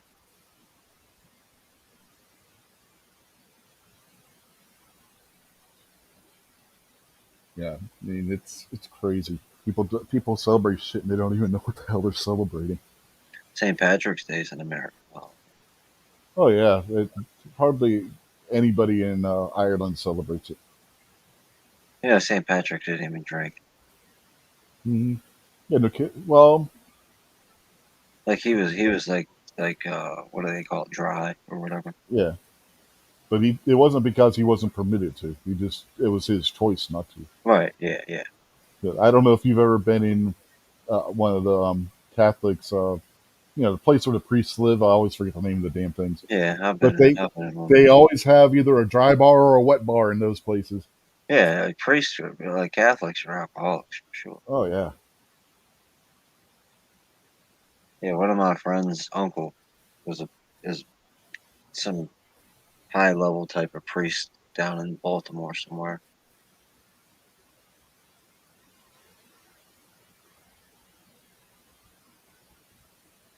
at the end of the story. I thought you had more of a story there. Oh no, you asked me if I'd ever been in a priest Oh, okay. residence.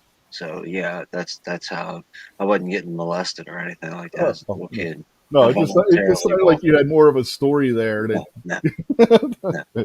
I like voluntarily like you walked like in with my friend to meet his uncle. yeah, it was like my uncle's friend was this high level priest down in Baltimore, and was waiting for the rest of the story. It's like, Yeah, what did he do and something silly or something? Or you want? yeah, yeah. My uncle's friend's a high level priest down in Baltimore, and he did not molest me. Okay, there you have it, folks. Kingpin met the one priest who's not a molester. Well, I didn't say he wasn't molested. I said he didn't molest me. Don't put. I cannot confirm nor deny that. What's that say about you? That he didn't molest me, and I don't know whether he did or did not molest anyone else.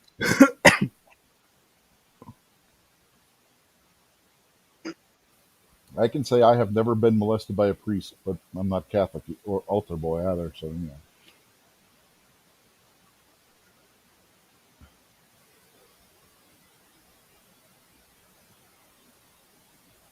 fact, I'm not even Catholic. So ignore the altar boy part. Just the not a Catholic part. That's the relevant part.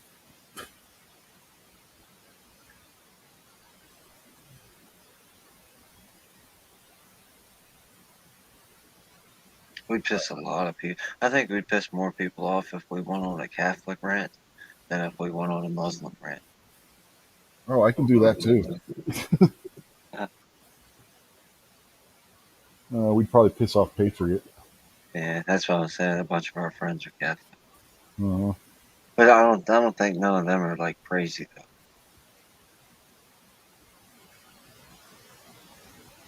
which surprises me that they're Catholic. You gotta be a little crazy. Yeah. Anyway, we've talked about the Catholic situation before. Don't get me started on that. yeah, yeah. I'm going to be going to bed in the next few minutes. I think. Yeah, so yeah, you definitely don't want me getting on a Catholic rant then. So I seen Gary's show is back to the basics. Is that what he called it, or back to where we started from, or something like Yeah, that? yeah. He took off the G rating shit because I don't know. I guess he just got tired of it. And like, no, we're But not gonna do that anymore. he knows he doesn't have to set it 18 and above. Like he can just set it public. Uh, it's what he wanted to do, so Yeah, I mean it's his choice. I'm not yeah, telling him what to do with this channel. He seems to be doing okay. But sometimes that do I wish to proceed? Can people are like, no, I'm not telling yeah. I didn't even get that pop up when I clicked on there to pop the chat out. I didn't even get the notice that it you. Yeah, was. but if you just did you just open the comment section in StreamYard to see the chat? No, I always pop the chat out from YouTube. Right, okay. Yeah, I got the warning. Yeah, I never did. I never got the warning from it. I even went back in to thumb it up because I forgot to thumb it up when I popped the chat out like I normally do, and still didn't get the warning.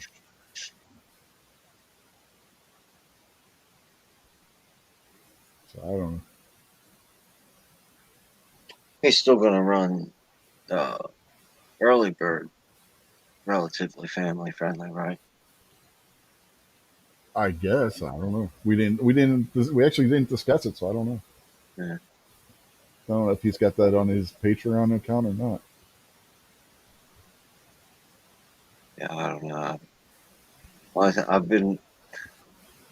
I don't know how many times I've clicked on Patreon, but every single time I've clicked on Patreon, it's to copy Travis P11's link and post it in the chat.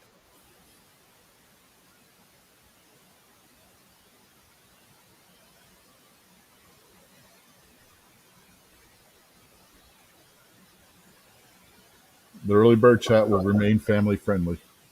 Right, yeah, I kind of figured that one.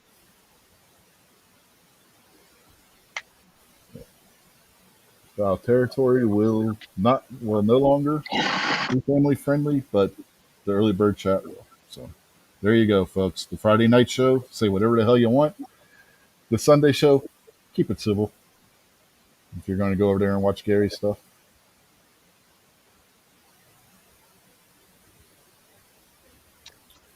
So MKJ was talking about the girls' outfits. Is it really that? Is it noticeably like censorship?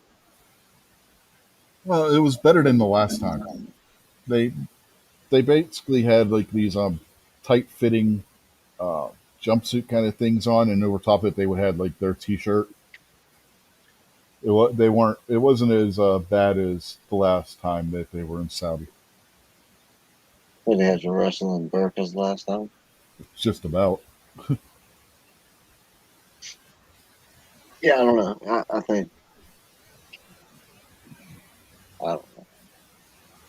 If it was my company, right after I fired Brock Lesnar and Randy Orton, then I'd tell them, Saudi Arabia, pound some of that sand that you're surrounded by. Not making my girls change their outfits because you guys are cavemen. Hey, they're making progress. The outfits have gotten better, and there were women in this crowd that were not wearing burqas and hijabs. They're making some progress.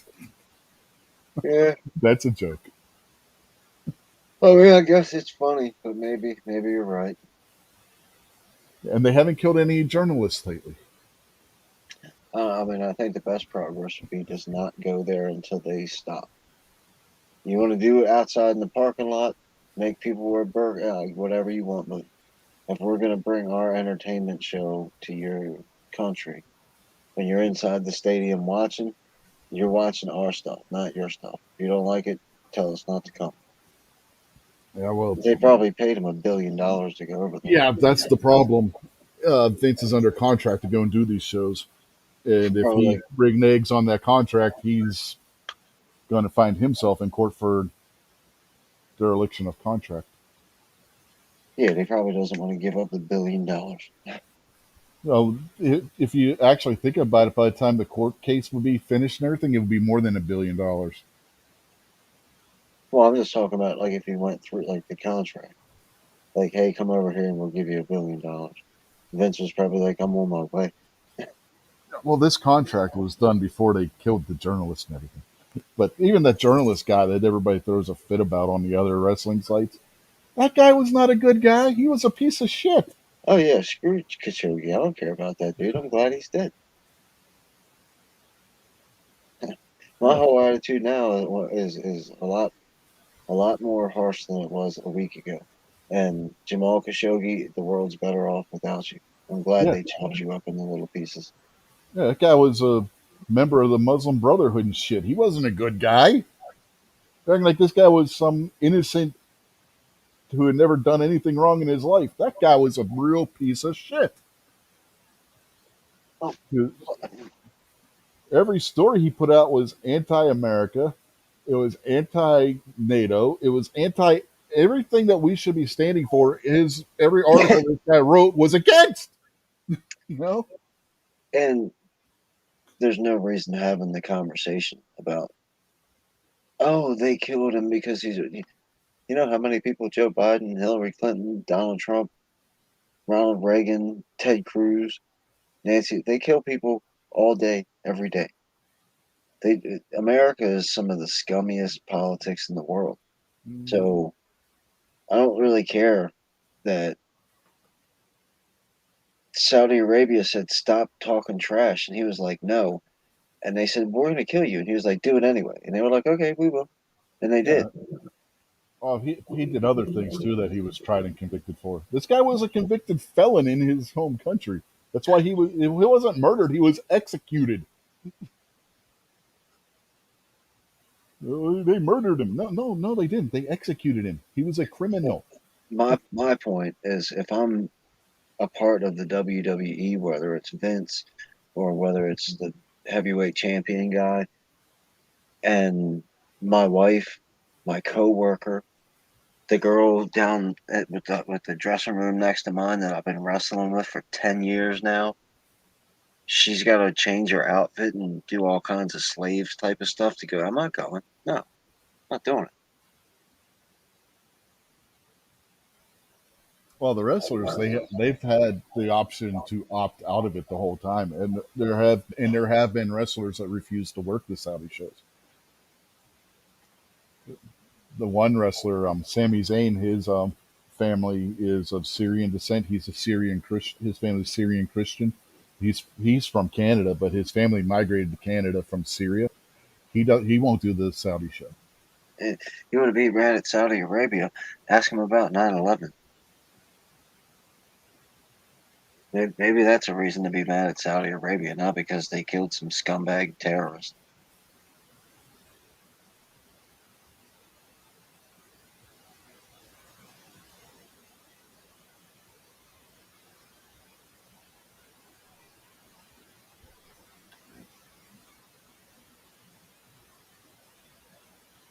Well, on that note, I guess we can start wrapping her up. You said you got to get to bed soon, right? Yeah, yeah. Now I'm all fired up. Now yeah. See what you went and did to yourself? Told you not to go down that route, man. 'Cause you did it anyway. We should have invaded Saudi Arabia right after World War II. I don't understand how stupid people are. Same thing with Dude, Mexico. we should Right after the Revolutionary War, we should have just invaded Mexico and been done. we should never give Canada back to the British. Should never get at least northeast Canada, like over where I'm at. You know, the rest of the stuff. Maybe you can let the French have that because you Well, that definitely can't didn't. let the Russians have it. That was just empty woodlands back then. You got to remember, by the time American Revolution, the French were out of North America. The only place they had in North America would have been Haiti because Yeah, they had already been kicked out during the French Indian War. we That should have took it all. Canada, all of Canada was British at that point, except for like, well, yeah, pretty much the whole thing was Canadian at that point. Yeah. Yeah, we So, should. Have and we had their two largest settlements, Toronto and Montreal. And in the Treaty of Paris, which ended the American Revolution, we gave it back to them. Why? It's stupid. We had the whole continent at that point. Yeah, that's what I mean. That should have happened. All the islands, Cuba, Haiti, Dominican, all that stuff. We should own all that. I'm sure we could have bought Mexico off of Spain because Spain was friendly towards us at that point. Just like the French sold us Louisiana, we could have made a deal with the Spanish to buy Mexico. Yeah,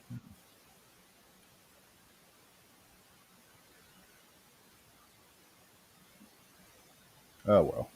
yeah. We should have been born. We should have been born sooner.